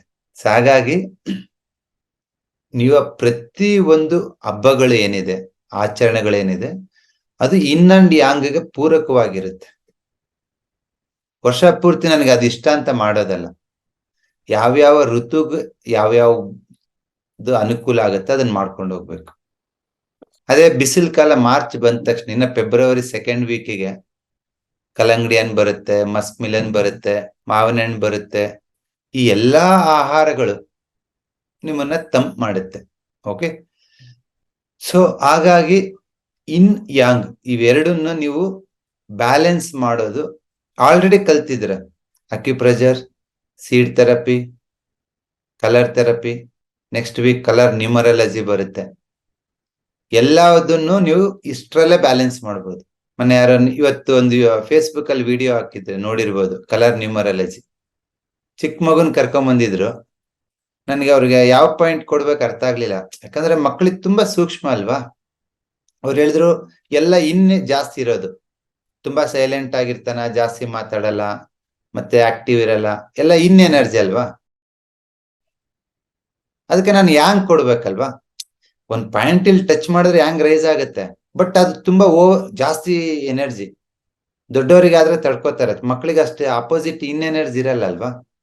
ಅದಕ್ಕೆ ನಾನು ಹೇಳ್ದೆ, ನೀವೇನ್ ಮಾಡ್ಬೇಡಿ, ನಿಮ್ ಮನೆಯಲ್ಲಿ ಆ ಹುಡುಗ ಹಾಲೆಲ್ಲ ಅಡಿಗೆ ಮನೇಲಿ ಎಲ್ಲಿ ಇರ್ತಾನ ಅಲ್ಲಿ ನಂಬರ್ 3 ಸ್ಕೈ ಬ್ಲೂ ಅಲ್ಲಿ ಬರ್ದ್ಬಿಡಿ ಅಂತ ಅಷ್ಟೇ ಮಾಡಿದ್ದು. ವಿಡಿಯೋ ನೋಡಿ ಫೇಸ್ಬುಕ್ ಅಲ್ಲಿ ಹಾಕಿದೀವಿ. ಆ ತಾಯಿ ಎಷ್ಟು ಖುಷಿಯಾಗಿದ್ದಾರೆ ಅಂತ. Yin and yang. Okay sir, ನೀವು ಹೇಳಿರೋದೆಲ್ಲ ಕೇಳಿದೀನಿ. ಕೋಲ್ಡ್ ಆದ್ರೆ ಇನ್, ಹೀಟ್ ಆದ್ರೆ ಯಾಂಗ್. ಒಂದ್ 10ರಲ್ಲಿ 5-6 ಸತಿ ಮಾಡ್ತೀನಿ ಸರ್, 3-4 ಸತಿ ಕನ್ಫ್ಯೂಸ್ ಆಗ್ಬಿಡ್ತೀನಿ, ಇದು ಇನ್ನ ಯಾಂಗ ಅಂತೇಳಿ. ತುಂಬಾ ಸಮಾಧಾನದಿಂದ ಎಲ್ರೂ ಕೇಳಿ. ಜೂನಿಯರ್ಸ್ ಇರ್ಬೋದು, ಸೀನಿಯರ್ಸ್ ಇರ್ಬೋದು, ಕ್ಲಾಸ್ ಅಟೆಂಡ್ ಆಗದೆ ಜಸ್ಟ್ ಜನರಲ್ ಆಗಿ ಬಂದು ಕೂತ್ಕೊಂಡ ಆಗಿರ್ಬೋದು, ಎಲ್ರೂ ಕೇಳಿಸ್ಕೊಳ್ಳಿ. ಓಕೆ, ಬಿಗಿನಿಂಗ್ ಟು ಎಂಡ್, ಮೇಲಿಂದ ಅಣ್ಣೆತ್ತಿಯಿಂದ ಅಂಗಾಲ್ವರೆಗೂ ಇನ್ ಅಂಡ್ ಯಾಂಗ್ ಡಿವೈಡ್ ಮಾಡ್ತಾ ಹೋಗ್ತೀನಿ. ಅದನ್ನ ಕೇಳಿಸ್ಕೊಂಡು ನೋಟ್ ಡೌನ್ ಮಾಡ್ಕೊಳ್ಳಿ. ಜಸ್ಟ್ ನಿಮಗೆ ನೆಕ್ಸ್ಟ್ ಪ್ರಾಕ್ಟಿಕಲ್ ಆಗಿ ಅಪ್ಲೈ ಮಾಡ್ಬೇಕಾದ್ರೆ ನಿಮ್ಗೆ ಬೇಕಾಗತ್ತೆ. ಫಸ್ಟ್ ಬಾಡಿನ ಡಿವೈಡ್ ಮಾಡ್ಬೇಕಾಗಿರೋದು. ಇನ್ ಅಂತಂದ್ರಿಗಿನಾಗಿ ಕೋಲ್ಡ್ ಅಲ್ವಾ, ಯಾವತ್ತು ಸ್ಮೂತ್ ಆಗಿರುತ್ತೆ. ಯಾಂಗ್ ಅಂದ್ರೆ ರಫ್, ಹೀಟ್. ಫಾರ್ ಎಕ್ಸಾಂಪಲ್, ಹುಡುಗಿ ಸ್ಮೂತ್ ಆಗಿರ್ತಾಳೆ, ಹುಡುಗ ರಫ್ ಆಗಿರ್ತಾನೆ. ಯಾಕೆ? ಹುಡುಗಿ ಇನ್, ಹುಡುಗ ಯಾಂಗ್. ಚಂದ್ರ ಆಹ್ಲಾದಕರವಾಗಿರ್ತಾನೆ, ಇನ್ ಎನರ್ಜಿ. ಸೂರ್ಯ ದಗ ದಗ ಅಂತ ಉರಿತಾ ಇರ್ತಾನೆ, ಯಾಂಗ್. ಇದನ್ನ ನೀವು ಕಡ್ಡಿ ಮುರಿದಂಗ ಇದು ಇನ್ನು ಇದು ಯಾಂಗ್ ಅಂತ ಹೇಳಕ್ಕಾಗಲ್ಲ. Yin and yang is a comparative energy. ಅದೇ ಸೂರ್ಯನ ನಾನು 2 ತರ ಡಿವೈಡ್ ಮಾಡ್ತೀನಿ. ಮಧ್ಯಾಹ್ನದ ಸೂರ್ಯ, ಬೆಳಗಿನ ಸೂರ್ಯ. ಮಧ್ಯಾಹ್ನ ಯಾಂಗ್, ಬೆಳಿಗ್ಗೆ ಇನ್ ಅಂಡ್ ಯಾಂಗ್ ಅನ್ನೋದು ಕಂಪ್ಯಾರೇಟಿವ್ ಎನರ್ಜಿ. ಫಾರ್ ಎಕ್ಸಾಂಪಲ್, ನೀರು ಇನ್ನ ಯಾಂಗ್, ಅದು ತಂಪು ಕೋಲ್ಡ್ ಇರುತ್ತಲ್ವಾ, ಅದು. ಅದನ್ನ ಐಸ್ ಜೊತೆ ಕಂಪೇರ್ ಮಾಡ್ತೀನಿ. ಐಸ್ ಜೊತೆ ಕಂಪೇರ್ ಮಾಡಿದ್ರೆ ವಾಟರ್ ಯಾಂಗ್ ಆಗ್ಬಿಡ್ತತೆ, ಐಸ್ ಇನ್ ಆಗುತ್ತೆ. ಸೊ ಹಾಗಾಗಿ ಇನ್ ಅಂಡ್ ಯಾಂಗ್ ಅನ್ನೋದು ಕಂಪ್ಯಾರೇಟಿವ್ ಎನರ್ಜೀಸ್. ಯಾಂಗ್ ಅಂದ್ರೆ ಐ, ಇನ್ ಅಂದ್ರೆ ಲೋ. ಇವಾಗ ಒಂದು ಬೆಟ್ಟ ಇತ್ತು, ಬೆಟ್ಟದ ತುದಿ ಯಾಂಗ್, ಆ ಬೆಟ್ಟದ ಬುಡ ಇನ್. ಸೊ ನಿಮ್ಮ ದೇಹದಲ್ಲಿ ಎಲ್ಲೇ ಕಾಯಿಲೆ ಆದ್ರೆ ಫಸ್ಟ್ ನೀವು ಅದು ಇನ್ ಸೈಡ್ ಆಗಿದೆನಾ ಇಲ್ಲ ಯಾಂಗ್ ಸೈಡ್ ಆಗಿದೆನಾ ಅಂತ ಡಿವೈಡ್ ಮಾಡ್ಕೋಬೇಕು. ದೇಹದಲ್ಲಿ ಎಲ್ಲೆಲ್ಲಿ ಸ್ಮೂತ್ ಆಗಿರುತ್ತಲ್ವಾ ಅದು yin. For example, front side of the body yin surface, back side of the body yang. ಇವಾಗ ನೋಡಿ, ಕೈಯೇ ತಗೊಳ್ಳಿ, ಇದು ಇನ್, ಇದು ಯಾಂಗ್. ಅದರ ಅರ್ಥ ನಿಮ್ಗೆ ಈ ಭಾಗದಲ್ಲಿ ಏನಾದ್ರು ತೊಂದರೆ ಆಗಿದೆ ಅಂತಂದ್ರೆ ಅದು ಕೋಲ್ಡ್ ಇಂದ ಆಗಿರುತ್ತೆ. ಈ ಭಾಗದಲ್ಲಿ ತೊಂದರೆ ಆಗಿದೆ ಅಂತಂದ್ರೆ ಹೀಟ್ ಇಂದ ಆಗಿರುತ್ತೆ. ಸೊ ಮೊದಲನೇ ಡಿವಿಷನ್ ಇನ್ ಅಂಡ್ ಯಾಂಗ್ ಅಲ್ಲಿ ಮಾಡ್ಕೋಬೇಕಾಗಿರೋದು ಸ್ಮೂತರ್ ಸರ್ಫೇಸ್, ಆರ್ಡರ್ ಸರ್ಫೇಸ್. ಯಾವ್ದು ಮೆತ್ತಗಿರುತ್ತೋ ಇನ್, ಗಟ್ಟಿಯಾಗಿರೋದು ಯಾಂಗ್. ಅವಾಗ ನಿಮ್ಗೆ ಕ್ಲಾರಿಟಿ ಸಿಗುತ್ತೆ. ಹಂಗಂತೇಳಿ ಕಂಪ್ಲೀಟ್ ಇದನ್ನ ಇನ್ ಅಂತ ಹೇಳ್ತೀವಿ, ಅದನ್ನ ಮತ್ತೆ ಮೇಲೆ ಕೆಳಗೆ ಡಿವೈಡ್ ಮಾಡ್ತೀವಿ. ಮೇಲಿರೋದು ಯಾಂಗ್, ಕೆಳಗಿರೋದು ಇನ್. ಫಾರ್ ಎಕ್ಸಾಂಪಲ್ ಒಂದು ನಿಮ್ಗೆ ಅರ್ಥ ಆಗೋ ತರ ಹೇಳ್ತೀನಿ. ಬೆಂಕಿ ಯಾವತ್ತಿಗೂ ಮೇಲ್ಮುಖವಾಗಿ ಉರಿತೈತೆ, ನೀರು ಕೆಳಮುಖವಾಗಿ ಹರಿತೈತೆ. ಸೊ ನಿಮ್ಮ ದೇಹದ ಮೇಲ್ಭಾಗದಲ್ಲಿ ಏನ್ ಸುಮಾರು ಕಾಯಿಲೆಗಳು ಬರ್ತವೆ, ಇನ್ನು ಯಾಂಗ್ ಎರಡು ಇರ್ತವೆ, ಬಟ್ ಮ್ಯಾಕ್ಸಿಮಮ್ ಯಾಂಗ್ ಇರ್ತವೆ. ಒಂದು ಸಿಂಪಲ್ ಎಕ್ಸಾಂಪಲ್, ತುಂಬಾ ಸ್ಟ್ರೆಸ್ ಆದ್ರೆ ಅನ್ಕೊಳ್ಳಿ, ಸ್ಟ್ರೆಸ್ ಅನ್ನೋದೇನು? ಯಾಂಗ್. ಅದು ಸ್ಟ್ರೆಸ್ ಆದಾಗ ಏನಾಗುತ್ತೆ? ಕಣ್ಣು ಉರಿತೈತೆ, ತಲೆನೋವು ಬರ್ತೈತೆ, ಕತ್ತು ನೋವು ಬರುತ್ತೆ ಅಲ್ವಾ? ಇದು ಸ್ಟ್ರೆಸ್, ಮೇಲ್ಮುಖಕ್ಕೆ ಇಲ್ಲಿ ಎಫೆಕ್ಟ್ ಕೊಡುತ್ತೆ. ಅದೇ ಕೋಲ್ಡ್ ಎಮೋಷನ್ ತಗೊಳ್ಳಿ. ಫಾರ್ ಎಕ್ಸಾಂಪಲ್ ಭಯ ಅನ್ನೋದು ಇನ್ ಎಮೋಷನ್, ಅದು ಕೋಲ್ಡ್. ಅದು ಭಯ ಇದ್ದವ್ರು ಫುಲ್ ಭಯ ಬೀಳ್ತಾರಲ್ಲ, ಅವ್ರದ್ದು ಎಲ್ಲಾ ವೇರಿಯೇಷನ್ಸ್ ಒಕ್ಕಳ ಕೆಳಗೆ ಇರುತ್ತೆ, ಕೈ ಕಾಲು ನಡುಗ್ತಿರ್ತವೆ. ಇನ್ನು ಭಯ ಜಾಸ್ತಿ ಆದ್ರೆ ಸುಸ್ಸು ಮಾಡ್ಕೊಂಡ್ಬಿಡ್ತಾರೆ ಅಲ್ವಾ? ಕೈಕಾಲು ತಣ್ಣಗಾಗ್ಬಿಡ್ತವೆ ಭಯ ಬಿದ್ರೆ. ಸೊ ಅದರ ಅರ್ಥ ಯಾಂಗ್ ಎನರ್ಜಿ ವ್ಯತ್ಯಾಸ ಆದ್ರೆ ದೇಹದ ಮೇಲ್ಭಾಗಕ್ಕೆ ಫಸ್ಟ್ ಎಫೆಕ್ಟ್ ಕೊಡೋದು. ಅದೇ ಇನ್ನು ವ್ಯತ್ಯಾಸ ಆದ್ರೆ ದೇಹದ ಕೆಳಭಾಗಕ್ಕೆ ವ್ಯತ್ಯಾಸ ಕೊಡುತ್ತೆ. ಒಂದು ಅರ್ಧ ಗಂಟೆ ಮುಂಚೆ ಹೇಳಿದೆ, ಡಯಾಬಿಟಿಸ್ ಪೇಷಂಟ್ಸ್ಗೆ ಕೈಕಾಲು ಯಾಕೆ ಉರಿಯುತ್ತಂದ್ರೆ, ಡಯಾಬಿಟಿಸ್ ಅನ್ನೋದು ಸ್ಪ್ಲೀನ್ ಅಂಡ್ ಪ್ಯಾಂಕ್ರಿಯಸ್ ಅಲ್ಲಿ ಕೋಲ್ಡ್ನೆಸ್ ಜಾಸ್ತಿ ಆಗಿರುತ್ತೆ. ಹಾಗಾಗಿ ಅದು ದೇಹದ ಕೆಳಭಾಗದಲ್ಲೇ ಜಾಸ್ತಿ ಎಫೆಕ್ಟ್ ಕೊಡೋದು. ನೋಡಿ, ಕೈಕಾಲು ಜೋಮ್ ತುಂಬೋದು, ಫುಡ್ ಬರ್ನಿಂಗ್ ಸೆನ್ಸೇಷನ್ ಆಗೋದು, ರಾತ್ರಿ ಮತ್ತೆ ಗಂಟೆಗೆ ಒಂದ್ಸತಿ ಯೂರಿನೇಷನ್ಗೆ ಹೋಗೋದು. ತುಂಬಾ ಡಯಾಬಿಟಿಸ್ ಪೇಷಂಟ್ಸ್ಗೆ ಯೂರಿನಲ್ ಇನ್ಫೆಕ್ಷನ್ಸ್ ಆಗುತ್ತೆ. ಗಂಡ್ ಮಕ್ಳಿಗೆ ಪೆನಿಸ್ ಹತ್ರ ಆಗುತ್ತೆ, ಹೆಣ್ಮಕ್ಳಿಗೆ ವೆಜನಲ್ ಇನ್ಫೆಕ್ಷನ್ ಆಗುತ್ತೆ, ಯೂರಿನ್ ಇನ್ಫೆಕ್ಷನ್ ಆಗುತ್ತೆ. ಅದೆಲ್ಲ ಯಾಕಾಗುತ್ತೆ ಅಂತಂದ್ರೆ ಕೋಲ್ಡ್ ಕೆಳಗಡೆನೆ ಎಫೆಕ್ಟ್ ಕೊಡೋದು, ಮೇಲ್ಗಡೆ ಅಲ್ಲ. ಹಾಗಾಗಿ ತುಂಬಾ ಇನ್ ಪ್ರಾಬ್ಲಮ್ಸ್ ಎಲ್ಲಿ ಬರುತ್ತೆ ಅಂದ್ರೆ ಕೆಳಭಾಗದಲ್ಲಿ. ಮೇಲ್ಭಾಗದಲ್ಲೂ ಬರುತ್ತೆ, ಅದನ್ನ ಅಡ್ವಾನ್ಸ್ ಕ್ಲಾಸಸ್ ಅಲ್ಲಿ ಹೋಗ್ತಾ ಕಲಿತೀರಾ ನೀವು. ಫಸ್ಟ್ ಬೇಸಿಕ್ ಡಿವಿಷನ್ ಕಲೀರಿ. ಮೇಲ್ಗಡೆನೂ ಕೋಲ್ಡ್ ಆಗುತ್ತೆ, ಬ್ರೈನ್ ಅಲ್ಲಿ ಬ್ಲಾಕೇಜಸ್ ಆಗುತ್ತೆ. ಅದು ಹೇಗಾಗುತ್ತೆ ಅಂತ ಹೇಳಿ ನಾವು ಅಡ್ವಾನ್ಸ್ ಅಲ್ಲಿ ಕಲ್ತಾಗ ಹೇಳ್ತೀವಿ, ಬಟ್ ಅದನ್ನ ಇವಾಗ ಕೇಳಿದ್ರೆ ನಿಮಗೆ ಕನ್ಫ್ಯೂಷನ್ ಆಗುತ್ತೆ. ಒಂದೊಂದೇ ಸ್ಟೆಪ್ಸ್ ಇರ್ಬೇಕು. ಇವಾಗೆಲ್ಲ ನೀವು ಪ್ರೈಮರಿ ಸ್ಕೂಲ್ ಹುಡುಗರು ಇದ್ದಂಗೆ, ನಿಮ್ಗೆ ಅಷ್ಟೇ ಹೇಳಿದ್ರೆ ಹಂಗೆ ಕಲ್ತ್ಕೊಂಡು ಹೋಗ್ತೀರಾ. ತುಂಬಾ ಪ್ರಾಬ್ಲಮ್ಸ್, ಕ್ರಾನಿಕ್ ಡಿಸೀಸಸ್ ಏನೆಲ್ಲ ಹೇಳ್ತೀವಿ ಅದು ಕೋಲ್ಡ್ ಇಂದ ಆಗ್ತಾ ಇರೋದು. ದೇಹದ ಕೆಳಭಾಗದಲ್ಲಿ ತುಂಬಾ ಪ್ರಾಬ್ಲಮ್ ಕೊಡ್ತವೆ. ಅದು PCOD ಆಗಿರ್ಬೋದು, ಇನ್ಫರ್ಟಿಲಿಟಿ ಆಗಿರ್ಬೋದು, ಸೊಂಟ ನೋವು ಆಗಿರ್ಬೋದು, ಮಂಡಿ ನೋವು ಆಗಿರ್ಬೋದು. ಎಲ್ಲಾವುದು ಕೆಳಭಾಗದಲ್ಲಿ ಏನೆಲ್ಲ ವ್ಯತ್ಯಾಸ ಆಗುತ್ತೋ ಅದು ಇನ್ ಎನರ್ಜಿ. ಇನ್ನಂದ್ರೆ ಏನು? ಕೋಲ್ಡ್. ಕೋಲ್ಡ್ ಜಾಸ್ತಿ ಆಗ್ಬಿಟ್ಟಿರ್ತೈತೆ. ಕೋಲ್ಡ್ ಜಾಸ್ತಿ ಆಗೈತೆ ಅಂದ್ರೆ ಇನ್ನೊಂದು ಮೀನಿಂಗ್ ಏನು? ಯಾಂಗ್ ಹೀಟ್ ಕಮ್ಮಿ ಆಗಿದೆ ಅಂತ. ಫಾರ್ ಎಕ್ಸಾಂಪಲ್ PCODನೇ ತಗೊಳ್ಳಿ. ಯಾಕಾಯ್ತು PCOD? ಕೋಲ್ಡ್ನೆಸ್ ಆಗಿದೆ ಯುಟೆರಸ್ ಅಂಡ್ ಓವರಿಸ್ ಅಲ್ಲಿ. ಯಾಕಾಯ್ತು? ಮೊಮೆಂಟಮ್, ಚಲನೆ ಇಲ್ಲ. ಮೊದ್ಲಾದ್ರಗಿನಾಗಿ ಹೆಣ್ಮಕ್ಳು ಆ ಮೈನ್ ಎರ್ತಾಗ ಒಂದು 15 ದಿವಸ 20 ದಿವಸ ಬಿಟ್ಟು ಉಳಿದಿದ್ದ ಟೈಮ್ ಎಲ್ಲ ರುಬ್ಬರು, ಕುಟ್ಟರು, ನೀರ್ ಸೇರೋರು, ಕಸ ಬೆಳೆಯೋರು ಎಲ್ಲ ಆಗೋದಲ್ವಾ. ಎಲ್ಲ momentum create, yang energy create ಆಗೋದು. ಯಾವಾಗ ಯಾಂಗ್ ಜಾಸ್ತಿ ಆಯ್ತು, ಬಿಸಿ ಜಾಸ್ತಿ ಆಯ್ತು. ಬಿಸಿ ಜಾಸ್ತಿ ಆದ್ರೆ ಇನ್ನು ಹಂಗ ಕಂಟ್ರೋಲ್ ಅಲ್ಲಿ ಇರ್ತೈತೆ. ಬಟ್ ಇವತ್ತು ನಾವು ನಮ್ಮ ಹೆಣ್ಮಕ್ಳು ಹೇಗ್ ಬೆಳೆಸ್ತಾ ಇದೀವಿ? ಹೀಗೆ ಬೆಳೆಸಿ ಅಂತ ಹೇಳಲ್ಲ, ನಿಮ್ ಪ್ರೀತಿ ಅದು. ಬಟ್ ನಾನ್ ಹೇಳೋದು with respect yin and yang, with respect to nature ಹೆಂಗ್ ಬೆಳಿಬೇಕು ಹೆಣ್ಮಕ್ಳು ಎಸ್ಪೆಷಲಿ. ಅವ್ರೊಂದು 7-8 ದಾಟಿದ ಅಂದ್ರೆ ಮೊಮೆಂಟಮ್ ಅಲ್ಲಿ ಇರ್ಬೇಕು, ಅವರು ಚಲನೆಯಲ್ಲಿ ಇರ್ಬೇಕು. ಬಟ್ ಇವತ್ತು ಇನ್ಕ್ಲೂಡಿಂಗ್ ನನ್ ಮಗಳನ್ನೂ ಸೇರಿಸಿ ನಾವ್ ಹೆಂಗ್ ಬೆಳೆಸ್ತೀವಿ ಅಂದ್ರೆ, ಗಂಡನ ಮನೆಗೆ ಹೋಗೋ ತನಕ ಅವ್ರಿಗೆ ಸ್ಟವ್ ಹಚ್ಚೋದೇ ಬಿಡಲ್ಲ ನಾವು. ಯಾಕಂದ್ರೆ ಕ್ಲಿನಿಕಲ್ 106 ಜನ ಮಾತಾಡಿಸ್ತೀವಲ್ವಾ. ನನ್ ಮಗಳು ಹೆಂಗಿದ್ದಾಳೆ ಎಲ್ಲ ನಾನು ಮಾಡ್ಕೊಡ್ತೀನಿ. ಅವಳು ಸ್ಕೂಲ್ಗೆ ಹೋಗ್ತಾಳೆ, ಕಾಲೇಜ್ಗೆ ಹೋಗ್ತಾಳೆ, ಕೆಲ್ಸಕ್ಕೆ ಹೋಗ್ತಾಳೆ. ಒಳ್ಳೇದು, ಮಾಡ್ಕೊಡಿ, ತುಂಬಾ ಒಳ್ಳೇದು. ಯಾಕಂದ್ರೆ ನೀವೇ ಮಾಡ್ಬೇಕು. ಅವ್ರಿಗೆ ಮಾಡಷ್ಟೇ, ನಿಮ್ಮ ತಾಯಿ ಅಷ್ಟು ಎನರ್ಜಿ ಮಕ್ಳಿಗೆ ಎಲ್ಲಿ ಇವತ್ತು. ಬೇರೆ ಆಪ್ಷನ್ ಇಲ್ಲ ನಿಮ್ಗೆ, ಮಾಡ್ತೀರಾ ಮಾಡಿ. ಬಟ್ ಇನ್ನೊಂದು ಹೇಳೋದೇನಂದ್ರೆ, ನಿಮ್ಮ ಹೆಣ್ಮಕ್ಳಿಗೆ PCOD ಪ್ರಾಬ್ಲಮ್ಸ್ ಅಂತದ್ದು ಬರಬಾರ್ದು ಅಂತಂದ್ರೆ, ನಾನ್ ಮೊದ್ಲೇ ಹೇಳಿದೆ, ದೇಹದ ಕೆಳಭಾಗದಲ್ಲಿ ಏನೇ ಕಾಯಿಲೆ ಬರ್ತಾ ಇದೆ ಅಂದ್ರೆ ಅದು ಕೋಲ್ಡ್ನೆಸ್ ಇಂದಾನೇ ಇರುತ್ತೆ. 80%, ಒಂದು 20% ಹೀಟ್ ಇಂದಾನೆ ಆಗುತ್ತೆ. ಬಟ್ 80% ಇಂಪಾರ್ಟೆನ್ಸ್ ಕೊಡ್ಬೇಕಲ್ವಾ ನಾವು. ಚಲನೆ ಇಲ್ಲದೆ ಇರೋದೇ ಅದಕ್ಕೆ ಕಾರಣ. ಅದೊಂದೇ ಕಾರಣ ಅಂತ ಹೇಳ್ತಾ ಇಲ್ಲ. ಅವ್ರಿಗೆ ಕೆಲವ್ರಿಗೆ ಬ್ಲಡ್ ಡಿಫಿಷಿಯನ್ಸಿ ಇದ್ರೂ ಪೀರಿಯಡ್ ಪೋಸ್ಟ್ಪೋನ್ ಆಗುತ್ತೆ, ಹಾರ್ಮೋನಲ್ ಇಂಬ್ಯಾಲೆನ್ಸ್ ಅಂತೀವಿ. ಬಟ್ ಆ ಹಾರ್ಮೋನಲ್ ಇಂಬ್ಯಾಲೆನ್ಸ್, ಬ್ಲಡ್ ಡಿಫಿಷಿಯನ್ಸಿ ಮತ್ತೆ ಇನ್ನಿಂದಾನೇ ತೊಂದರೆ ಆಗಿರೋದು. ಇಂಡೈರೆಕ್ಟ್ ಆಗಿ ಫೈನಲ್ ಆಗಿ ನಾವು ಎಂಡ್ ಆಗೋದು ಎಲ್ಲಿ ಅಂದ್ರೆ ಇನ್ನೇ ಎಕ್ಸೆಸ್ ಆಗಿದೆ ಅಂತ.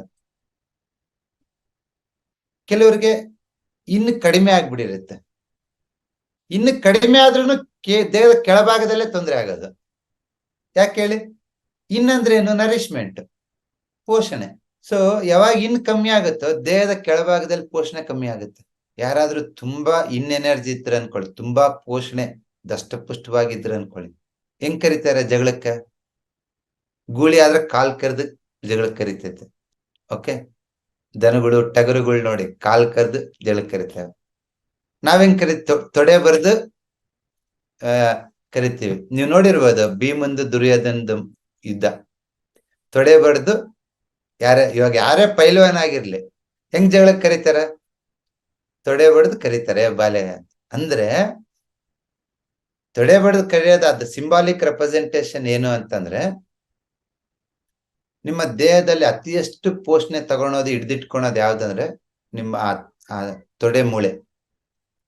ತುಂಬಾ ದೊಡ್ಡದು, ಸ್ಟ್ರಾಂಗೆಸ್ಟ್. ನಿಮ್ ದೇಹದಲ್ಲಿ ಇನ್ನು ಜಾಸ್ತಿ ಆದಂಗಲ್ಲ ಅದು ಕೂಡಿಟ್ಕೋತೈತೆ ಎನರ್ಜಿನ. ಅದಕ್ಕೆ ಬಾಲ್ಯ ನನಗೆ ಎನರ್ಜಿ ಐತೆ ಅಂತ ಕರಿತೀವಿ, ಪೋಷಣೆ ಅದು. ಸೊ ಇವಾಗ ಈ ಹೈಬ್ರಿಡ್ ಫುಡ್ ತಿನ್ಕೊಂಡು ಕೆಲಸ ಮಾಡ್ದಂಗೆ ಕುತ್ಕೊಂಡೇ ಓದೋದು, ಕುತ್ಕೊಂಡೇ ಕೆಲಸ ಮಾಡೋದು, completely opposite to the yin and yang nature. ಹಾಗಾಗಿ ಏನಾಗ್ತಾ ಇದೆ, ಈ ಜನರೇಷನ್ ಮಕ್ಕಳಲ್ಲಿ PCOD ಆಗ್ತಾ ಇದೆ, ಇನ್ಫರ್ಟಿಲಿಟಿ ಆಗ್ತಾ ಇದೆ. 24-25 ವರ್ಷಕ್ಕೆ ಬಂದಿರಲ್ಲ, ಅವ್ರ ಸ್ಪರ್ಮ್ ಕೌಂಟ್ ಚೆಕ್ ಮಾಡಿದ್ರೆ ತುಂಬಾ ಲೋ ಇರುತ್ತೆ, ಮೊಟಾಲಿಟಿ ಇರಲ್ಲ, ಮೊಮೆಂಟಮ್ ಇರಲ್ಲ. ಇದೆಲ್ಲ ಯಾಕಾಗತ್ತಂದ್ರೆ ಒಂದೇ ಕಾರಣ, ಇನ್ನು ಜಾಸ್ತಿ ಆಗಿದೆ, ಯಾಂಗ್ ಕಮ್ಮಿ ಆಗಿದೆ. ಹೆಂಗ್ ಹೇಳ್ತೀರಾ ಅಂದ್ರೆ, ಡಾಕ್ಟರ್ ಹೆಂಗನ್ನ ಹೇಳಿ, ಬಟ್ ನಮ್ TM ಸ್ಟೂಡೆಂಟ್ಸ್ ತಲೆಯಲ್ಲಿ ಇಟ್ಕೊಳ್ಳಿ, ಅವನ್ ಪ್ರಾಬ್ಲಮ್ 10ಕ್ಕೆ 8 ಪ್ರಾಬ್ಲಮ್ ದೇಹದ ಕೆಳಭಾಗದಲ್ಲಿದೆ, ಅದಕ್ಕೆ ಇನ್ ಜಾಸ್ತಿ ಇದೆ. ಯಾರಾದ್ರೂ ಬಂದು ಫಸ್ಟ್ ಪ್ರಾಬ್ಲಮ್ ಕಾಲಿಂದ ಸ್ಟಾರ್ಟ್ ಮಾಡ್ತಾರಂದ್ರೆ ಅವ್ರು ಇನ್ನೆ ಕಾಲ್ ತಣ್ಣಗಾಗ್ತಾವ ಸರ್, ಕಾಲು ಉರಿತಾವ್ ಸರ್, ಕಾಲ್ ನೋವಿದೆ ಸರ್, ಕಾಲು ಊತ ಬರ್ತೈತೆ ಸರ್. ಯಾಂಗಿರೋರು ಕಾಲಿಂದ ಸ್ಟಾರ್ಟ್ ಮಾಡಲ್ಲ, ತಲೆಯಿಂದ ಸ್ಟಾರ್ಟ್ ಮಾಡ್ತಾರೆ. ಸಾರ್ ತಲೆ ಟಪ್ಪ ಟಪ್ಪ ಹೊಡಿತೈತೆ ಸರ್, ನಿದ್ದೆ ಬರಲ್ಲ ಸರ್, ಏರ್ ಫಾಲ್ ಆಗುತ್ತೆ ಸರ್, ಕುತ್ಕ ನೋವು ಬರ್ತದೆ ಸರ್, ಶೋಲ್ಡರ್ ಪೇನ್ ಆಗುತ್ತೆ ಸರ್, ಟೆನ್ನಿಸ್ ಎಲ್ಬೋ ಆಗ್ತದೆ ಸರ್, ಕಣ್ಣು ಉರಿತೈತೆ ಸರ್. ಮೇಲಿಂದ ಪ್ರಾಬ್ಲಮ್ ಹೇಳ್ಕೊಂಡ್ ಬರ್ತಿದ್ದಾರೆ ಅಂತಂದ್ರೆ ಯಾಂಗ್, ಕೆಳಗಿಂದ ಸ್ಟಾರ್ಟ್ ಮಾಡ್ತಿದ್ದಾರೆ ಅಂದ್ರೆ ಇನ್ನು. ಸೊ ಹಾಗಾಗಿ ನೀವು ಫಸ್ಟ್ ಡಿವೈಡ್ ಮಾಡ್ಬೇಕಾಗಿರೋದು ಇನ್ ಅಂಡ್ ಯಾಂಗ್. ನಮ್ಮ ದೇಹದಲ್ಲಿ ಡಯಾಗ್ನೈಸ್ ಮಾಡ್ಬೇಕಾದ್ರೆ ದೇಹದ ಮುಂಭಾಗ ಇನ್, ದೇಹದ ಹಿಂಭಾಗ ಯಾಂಗ್. ಅದೇ ತರ ಮೇಲ್ಭಾಗ ಯಾಂಗ್ ಎನರ್ಜಿ, ಕೆಳಭಾಗ ಇನ್ ಎನರ್ಜಿ. ಬೆಂಕಿ ಮೇಲಕ್ಕೆ ಉರಿಯೋದಲ್ವಾ, ಅದು ಯಾಂಗ್ ಎನರ್ಜಿ. ಅದೇ ತರ ಇನ್ನೊಂದು ಕ್ಲಾಸಿಫಿಕೇಶನ್ ಮಾಡ್ತೀವಿ, ದೇಹದ ಬಲಭಾಗ ಯಾಂಗ್ ಎನರ್ಜಿ, ಎಡಭಾಗ ಇನ್ ಎನರ್ಜಿ. ಕರೆಕ್ಟ್ ಅಲ್ವಾ? ಮದುವೆ ಗಂಡ ಹೆಣ್ಣಿನ ಹೆಂಗ್ ಕುಂದಿರ್ಸ್ತಾರ? ಬಲಗಡೆ ಹುಡುಗನ, ಎಡಗಡೆ ಹುಡುಗಿನ, ಇನ್ ಯಾಂಗ್. ಸೊ ಈ ಇನ್ ಯಾಂಗ್ ಎರಡು ಏನಿದಾವೆ ಅದಕ್ಕೆ ನಿಮಗೆ ಕ್ಲಿಯರ್ ಔಟ್ಪುಟ್ ಕೊಟ್ಬಿಡ್ತವೆ. ಯಾರನ್ನ ಬರ್ತಾರ? ಇನ್ನಂದ್ರೆ ಕೋಲ್ಡ್, ನಿಮ್ಮನ್ನ ಡೆತ್ ಬೆಡ್ ಕಡೆ ಕರ್ಕೊಂಡು ಹೋಗೋದು, ಚಟ್ಟ ಏರ್ಸೋದು. ಸತ್ಮೇಲೆ ತಂಪಾಗ್ಬಿಡ್ತೈತೆ ದೇಹ. ಅದೇ ನೀವು ಯೌವನದಲ್ಲಿದ್ದೀರ ಅಂದ್ರೆ ಬಿಸಿಯಾಗಿದ್ರೆ ಅಂತ. ಹಾಗಾಗಿ ದೇಹದ ಬಲಭಾಗ ಏನನ್ನ ತೊಂದರೆ ಆದ್ರೆ ನಾವು ಯಾಂಗ್, ಎಡಭಾಗ ಅಂದ್ರೆ ಇನ್. ಯಾರನ್ನ ಬಂದ್ಬಿಟ್ಟು ಬಲಗಡೆ ಎದೇನೈತಂದ್ರ ಗ್ಯಾಸ್ಟ್ರಿಕ್ ಆಗಿರ್ತದ ಬಿಡ, ಬಲಗಡೆಗೆ ಆಗಿದ್ರೆ. ಯಾಕಂದ್ರೆ ಹೀಟಿಂದ ಆಗೋದಲ್ಲ, ಗ್ಯಾಸ್ಟ್ರಿಕ್ ಇಂದ ಅಷ್ಟೇ. ಅದೇ ಎಡಭಾಗಕ್ಕಾಗಿದೆ ಅಂದ್ರೆ ಎಸಿಡಿಟಿಯಿಂದ ಆಗಿರ್ಬೋದು, ಹಾರ್ಟ್ ಕೋಲ್ಡ್ನೆಸ್ ಇಂದ ಆಗಿರ್ಬೋದು, ಕಿಡ್ನಿ ಕೋಲ್ಡ್ನೆಸ್ ಇಂದ ಆಗಿರ್ಬೋದು, ಲಂಗ್ ಕೋಲ್ಡ್ನೆಸ್ ಇಂದ ಆಗಿರ್ಬೋದು, ಇನ್ ಎನರ್ಜಿ. ಸೊ ಈ ಭಾಗದಲ್ಲಿ ನಿಮಗೆ ನೋವು ಬರ್ತಾ ಇದೆ ಅಂದ್ರೆ ಹಾರ್ಟ್ ಕೋಲ್ಡ್ನೆಸ್. ಅದೇ ಈ ಭಾಗದಲ್ಲಿ ನೋವು ಬರ್ತಾ ಇದೆ ಅಂದ್ರೆ stomach heat. It's quite common. ಎರಡಕ್ಕೂ ಟ್ರೀಟ್ಮೆಂಟ್ ಇದೆ. ಬಟ್ ತುಂಬಾ ಜನ ಮಿಸ್ಅಂಡರ್ಸ್ಟ್ಯಾಂಡಿಂಗ್ ಮಾಡ್ಕೋತಾರೆ. ಈ ಕಡೆ ಬಂದ್ರೆ ಟ್ರೀಟ್ಮೆಂಟ್ ಐತಿ, ಈ ಕಡೆ ಬಂದ್ರೆ ಟ್ರೀಟ್ಮೆಂಟ್ ಇಲ್ಲ ಅಂತ. ನೀವು ಬೇಕಾದ್ರೆ ಸುಮಾರು ವಿಡಿಯೋಸ್ ನೋಡ್ಬೋದು ನಮ್ಮ ಬಸವಾಕ್ಯೂ ಅಕಾಡೆಮಿ ಯೂಟ್ಯೂಬ್ ಮತ್ತೆ ಟೆಲಿಗ್ರಾಮ್ ಗ್ರೂಪ್ ಅಲ್ಲಿ. 100 ಜನ ಹಾರ್ಟ್ ಪ್ರಾಬ್ಲಮ್ ಇರೋರು, ಎಡಗಡೆ ಚೆಸ್ಟ್ ಪೇನ್ ಇರೋರು ಕಂಪ್ಲೀಟ್ ಆಗಿ ವಾಸಿ ಆಗಿದ್ದಾರೆ. ಕಂಪ್ಲೀಟ್. ಇವತ್ತು ಅವ್ರಿಗೆ ಯಾವುದೇ ರೀತಿ ಸಮಸ್ಯೆ ಇಲ್ಲ. ಯಾಕೆ ಹೇಳಿ? ಇಲ್ಲಿ ನಾವು ಯಾವ ಮೆರಿಡಿಯನ್ ಕೋಲ್ಡ್ನೆಸ್ ಆಗಿದೆ ಅಂತ ಪಲ್ಸ್ ಡಯಾಗ್ನೋಸ್ ಮಾಡ್ಬಿಟ್ಟು ರೂಟ್ ಕಾಸ್ ಟ್ರೀಟ್ಮೆಂಟ್ ಕೊಟ್ಟಿರ್ತೀವಿ. ಬಟ್ ಅದೇ ನೀವು ಮೆಡಿಸಿನ್ ತಗೊಂಡಿದ್ದೀರಾ ಅಂತಂದ್ರೆ ಏನಾಗಿ, ಮೆಡಿಸಿನ್ ತಗೊಂಡಾಗ ಏನಾಗುತ್ತೆ, ಅದು ರಿಲೀಫಿ ತಗೋತೀರಾ. ಒಂದು ಎಕೋಸ್ಪ್ರಿನ್ ತಗೋಬಹುದು, ಬ್ಲಡ್ ಥಿನ್ನರ್ ತಗೋಬಹುದು, ಬೇರೆ ಬೇರೆ ಮೆಡಿಸಿನ್ ಎಕ್ಸ್ಪರ್ಟ್ಸ್ ಕೊಟ್ಟಿರ್ತಾರೆ ನಿಮ್ಗೆ. ತಗೋಬೇಡಿ ಅಂತಲ್ಲ, ತಗೋಬೇಕದು. ಯಾಕೆ ಹೇಳಿ? ನಿಮ್ಮ ಹತ್ರ ಶಕ್ತಿ ಇಲ್ಲ ಈಲಾಗಕ್ಕೆ, ಅಟ್ಲೀಸ್ಟ್ ರಿಲೀಫ್ ಆದ್ರೆ ಸಿಗ್ತಿದೆ ಅಲ್ಲ, ತಗೊಳ್ಳಿ. ಬಟ್ ನಾವು ಇನ್ನೊಂದು ಅದ್ಭುತ ಹೇಳ್ಕೊಡ್ತೀವಿ, ಕ್ಯೂರ್ ಆಗೋದು ಹೆಂಗೆ ಅಂತ. ಅವ್ರ ರಿಲೀಫಿಗೆ ಮೆಡಿಸಿನೇ ಬೇಕಿಲ್ಲ. ನಮ್ಮ ಹತ್ರ ಫಸ್ಟ್ ದಿನ 2-3 ಫೈಲ್ ಎತ್ಕೊಂಡ್ ಬಂದಿರೋರು ಇವತ್ತು ಹಾರ್ಟ್ ಪ್ರಾಬ್ಲಮ್ ಇಲ್ಲ. ಒಬ್ರಿಬ್ರಲ್ಲ, 1000 ಜನ. ನಾನು ಹೇಳಲ್ಲ, ಪೇಷಂಟ್ ಹೇಳ್ತಾರೆ, ಫಸ್ಟ್ ಒಂದು 100 ಅಡಿ ನಡೆಯಕ್ ಆಗ್ತಿದ್ದಿಲ್ಲ ಸರ್, ಇವಾಗ ಒಂದು 5-6 ಕಿಲೋಮೀಟರ್ ವಾಕಿಂಗ್ ಹೋಗ್ಬಿಡ್ತೀನಿ ಅಂತ. ಯಾರಿದ್ರೆ ಇಲ್ಲಿ? ನೀವ್ ಹೇಳಿರೋ ಸಿಂಪ್ಟಮ್ ಈ ಕಡೆದ್ ಇತ್ತು, ನನಗೆ ಇವಾಗಿಲ್ಲ ಅನ್ನೋರು ಎನಿಬಡಿ?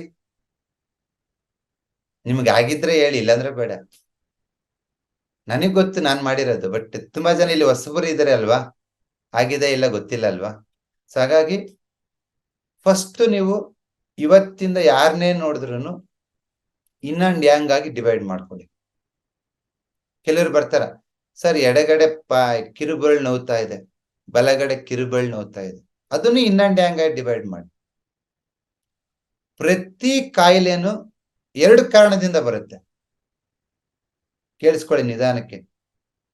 ನಿಮ್ಮ ಪ್ರತಿ ಕಾಯಿಲೆ 2 ಕಾರಣದಿಂದ ಬರುತ್ತೆ, ಒಂದು ಇನ್ನು, ಒಂದು ಯಾಂಗ್. ನಾನು ಭಯ ಅಂದ್ರೆ ಇನ್ನಂದೆ ಅಲ್ವಾ, ಯಾಂಗದು ಭಯ ಇದೆ. ಯಾಂಗ್ ಎಕ್ಸಸ್ ಆಗಿ ಭಯ ಬಿದ್ದವ್ರು ವೈಲೆಂಟ್ ಆಗಿ ಬಿಹೇವ್ ಮಾಡ್ತಾರೆ. ಕಲ್ತಂಡು ಒಗೆಯೋದು, ಓಡೋಗೋದು, ಓಕೆ, ಅರ್ಚೋದು, ಕಿರ್ಚೋದು, ಅದು ಯಾಂಗ್. ಮುದುರ್ಕೊಂಡು ಭಯ ಪಡೋದು ಇನ್ನು. ಈ ಕೋಪದಲ್ಲಿನೂ 2 ಇದೆ, ಇನ್ ಅಂಡ್ ಯಾಂಗ್. ಕೋಪ ಬಂದ್ಬಿಟ್ಟು ಕೂಗಾಡು ಎಕ್ಸ್ಪ್ರೆಸ್ ಮಾಡ್ತಾರ, ಅದು ಯಾಂಗ್. ಅವ್ರಿಗೇನ್ ಮಾಡ್ಬೇಕು, ಲಿವರ್ ಕೋಲ್ಡ್ನೆಸ್ ಲಿವರ್ ಹೀಟ್ ಅನ್ನು ಕಮ್ಮಿ ಮಾಡ್ಬೇಕು. ಇನ್ನು ಕೆಲವರು ಇರ್ತಾರೆ, ಕೋಪ ಬಂದೈತಂದ್ರೆ ಸಾಕು ಮುಖ ಗಂಟಕ್ಕೊಂಡ್ಬಿಡ್ತಾರ ಹಿಂಗೆ, ಅದು ಕೋಪನೇ. ಬಟ್ ಅದು ಇನ್ ಎನರ್ಜಿಯಿಂದ. ಅವ್ರಿಗೆ ಅಪೋಸಿಟ್ ಪಾಯಿಂಟ್ ಲಿವರ್ ಕೋಲ್ಡ್ನೆಸ್ ಕಮ್ಮಿ ಮಾಡ್ತೀವಿ. ಸೊ ತುಂಬಾ ಸತಿ ನಾವು ಮಿಸ್ಅಂಡರ್ಸ್ಟ್ಯಾಂಡಿಂಗ್ ಏನ್ ಮಾಡ್ಕೋತೀವಿ ಅಂತಂದ್ರೆ, ಇದು ಇನ್ನು ಇದು ಯಾಂಗ್ ಅಂತ ಮಾಡ್ಕೊಂಡ್ಬಿಡ್ತೀವಿ. ನೋ, ಇವತ್ತಿನ ಕ್ಲಾಸು ನೀವು ಜೀವ ಇರೋರು ನೆನ್ಪಿಟ್ಕೊಳ್ಳಿ, ಯಾವುದು ಇನ್ನು ಯಾಂಗ್, ಯಾವುದು ಯಾಂಗ್ ಅಲ್ಲ. ನಾ ಹೇಳ್ದಲ್ಲ, ನೀರನ್ನ ನಾವು ಇನ್ನಂದ್ರು ಮಂಜುಗಡ್ಡೆ ಕಂಪೇರ್ ಮಾಡಿದ್ರೆ ಅದು ಯಾಂಗ್ ಆಗುತ್ತೆ. ಇವಾಗ ಸಿಂಪಲ್ ಇನ್ನೊಂದು ಎಕ್ಸಾಂಪಲ್ ಕೊಡ್ತೀನಿ. ಕೋಲ್ಡ್ ಇನ್ನ ಯಾಂಗ್, ಎರಡಕ್ಕೂ ಆಗುತ್ತೆ. ಹೀಟಿಗೂ ಕೋಲ್ಡ್ ಆಗುತ್ತೆ, ಕೋಲ್ಡ್ ಸಿಂಪ್ಟಮ್ಸ್ ಇದ್ರೆ ಕೋಲ್ಡ್ ಆಗುತ್ತೆ. ನಿಮ್ಗೆ ಅನುಭವ ಬಂದಿರುತ್ತಲ್ವಾ, ಕೆಲವ್ರಿಗೆ ತಣ್ಣೀರ್ ಸ್ನಾನ ಮಾಡಿದ್ರೆ ಕೋಲ್ಡ್ ಆಗುತ್ತೆ, ಇನ್ನು ಕೆಲವ್ರಿಗೆ ತುಂಬಾ ಡಸ್ಟ್ ಅಲ್ಲಿ ಬಿಸಿಲಲ್ಲಿ ಹೋದ್ರೆ ಕೋಲ್ಡ್ ಆಗುತ್ತೆ, ಮೂಗುರಿ ಬರುತ್ತೆ. ಎಲ್ಲಾ ಸಿಂಪ್ಟಮ್ಸ್ 2 ರೀಸನ್ ಇಂದ ಆಗುತ್ತೆ. ನೀವು ಒಂದಕ್ಕೆ ಫಿಕ್ಸ್ ಆಗ್ಬಿಟ್ಟು ಬಸವರಾಜ್ ಸರ್ ಹೇಳ್ಬಿಟ್ಟಿದ್ದಾರೆ, ಇದಾದ್ರೆ ಇದಾದ್ರೆ ಹಂಗಂತ ನೀವು ಕನ್ಕ್ಲೂಡ್ ಮಾಡ್ಲೇಬೇಡಿ. ನಾನ್ ಹೇಳಿದ್ರು ಅಲ್ಲಿ ಇನ್ ಅಂಡ್ ಯಾಂಗ್ 2 ನೋಡ್ಬೇಕು. ಫಾರ್ ಎಕ್ಸಾಂಪಲ್ ನಿಮ್ಮ ಹತ್ರ ಯಾರೋ ಬರ್ತಾರೆ, ಸರ್ ನನಗೆ ಮಲಬದ್ಧತೆ ಇದೆ ಅಂತ, ಅದು ಇನ್ನ ಯಾಂಗ್ ಗೊತ್ತಿಲ್ಲ, ಪೇಷಂಟ್ ಮೇಲೆ ಡಿಪೆಂಡ್. ಅವ್ರಿಗೆ ಕೇಳಿ ಚೆನ್ನಾಗಿ ಹಸುವಾಗತ್ತಪ್ಪ ಅಂದ್ರೆ, ಓ ಚೆನ್ನಾಗಿ ತಿಂತೀನಿ ಸರ್, ಕಕ್ಕ ಮಾತ್ರ ಆಗಲ್ಲ ಅಂತಾನೆ, ಅದು ಯಾಂಗ್ ಎನರ್ಜಿ. ಯಾಕಂದ್ರೆ ಯಾಂಗ್ ಇರೋದ್ರಿಂದ ಹಸುವಾಗ್ತಿರೋದು ಅವನಿಗೆ. ಇನ್ನೊಬ್ಬನ್ ಹೇಳ್ತಾನ ಕಾನ್ಸ್ಟಿಪೇಷನ್ ಮಲಬದ್ಧತೆ ಯಾಕೆ ಸರ್, ಅಯ್ಯೋ ಹಸುವೆ ಆಗಲ್ಲ ಸರ್, ತಿಂದಿದ್ ಜೀರ್ಣನೇ ಆಗಲ್ಲ ಸರ್, ಬೆಳಿಗ್ಗೆ ತಿಂದಿರ್ತೀನಿ ಸಾಯಂಕಾಲ ತನಕ ಹೊಟ್ಟೆನೆ ಹಸಿಯಲ್ಲ ಸರ್, ತಿಂದಾದ್ಮೇಲೆ ಹೊಟ್ಟೆ ಉಬ್ಬರ ಸರ್, ಬ್ಲೋಟಿಂಗ್ ಆಗುತ್ತೆ, ಹೊಟ್ಟೆ ಭಾರ, ಅದು ಇನ್ನು ತಿಂದಿರೋ ಸರಿ ಜೀರ್ಣ ಆಗ್ತಿಲ್ಲ, ಅದಕ್ಕೆ ಸರಿಯಾಗಿ ಆಚೆ ಹೋಗ್ತಿಲ್ಲ. ಮೊದಲನೇ ಕೇಸ್ ಬೇರೆ, 3 ಹೊತ್ತಲ್ಲ 4 ಹೊತ್ತು ತಿಂತಾನ, ಆಚೆ ಮಾತ್ರ ಹೋಗ್ತಿಲ್ಲ. ಸೊ ನಿಮಗೆ ಹೊರಗಡೆ ಯಾರತ್ರ ಒಂದು ಮೆಡಿಸಿನ್ ತಗೊಳಕ್ ಹೋದ್ರೆ ಇಬ್ರಿಗೂ ಒಂದೇ ಮೆಡಿಸಿನ್, ಇಂಗ್ಲಿಷ್ ಮೆಡಿಸಿನ್ ಆದ್ರೆ ಕ್ರೊಮಾಫಿನ್ ಇಬ್ರಿಗೂ ಕೊಡ್ತಾರೆ. ಅದೇ ನೀವು ಆಯುರ್ವೇದಿಕ್ ಡಾಕ್ಟರ್ ತಗೋದ್ರಿಗಿನಾಗಿ ಇಬ್ರಿಗೂ ಕಾಯಂ ಚೂರ್ಣನೆ ಕೊಡ್ತಾರೆ. ಕೆಲವೊಂದ್ಸತಿ ತುಂಬಾ ಜನ ಡಾಕ್ಟರ್ ತಗೋ ಹೋಗಲ್ಲ, ಇವರೇ ಹೋಗಿ ಆಯುರ್ವೇದಿಕ್ ಆಪ್ರಿಗೆ ಹೋಗಿ ಒಂದು ಅನುಲೋಮ DS ಒಂದು ಕಾಯಂ ಚೂರ್ಣನ ತಗೊಂಡ್ ಮನೆಯಾಗ ಇಟ್ಕೊಂಡ್ಬಿಡ್ತೀರ. TM ಕೋರ್ಸ್ ಅಲ್ಲಿ ಆಗಲ್ಲ. ನೀವು ಇಲ್ಲಿ ತುಂಬಾ ವಿಸ್ತೃತವಾಗಿ ಯಾರಿಗಾದ್ರೂ ಕಾನ್ಸ್ಟಿಪೇಷನ್ ಬಂದಿದೆ ಅಂದ್ರೆ, ಕಾನ್ಸ್ಟಿಪೇಷನ್ ಅಂತಲ್ಲ ಯಾವುದೇ ಕಾಯಿಲೆ ಬಂದ್ರು ಜನರಲ್ ಆಗಿ ಒಂದು 10 ಸಿಂಪ್ಟಮ್ಸ್ ಹೇಳ್ತೀನಿ ಇವತ್ತು ನಾನು, ಇನ್ನೊಂದು ಹ್ಯಾಂಗ್ ಕ್ಯಾಟಗರೈಸ್ ಮಾಡಕ್ಕೆ.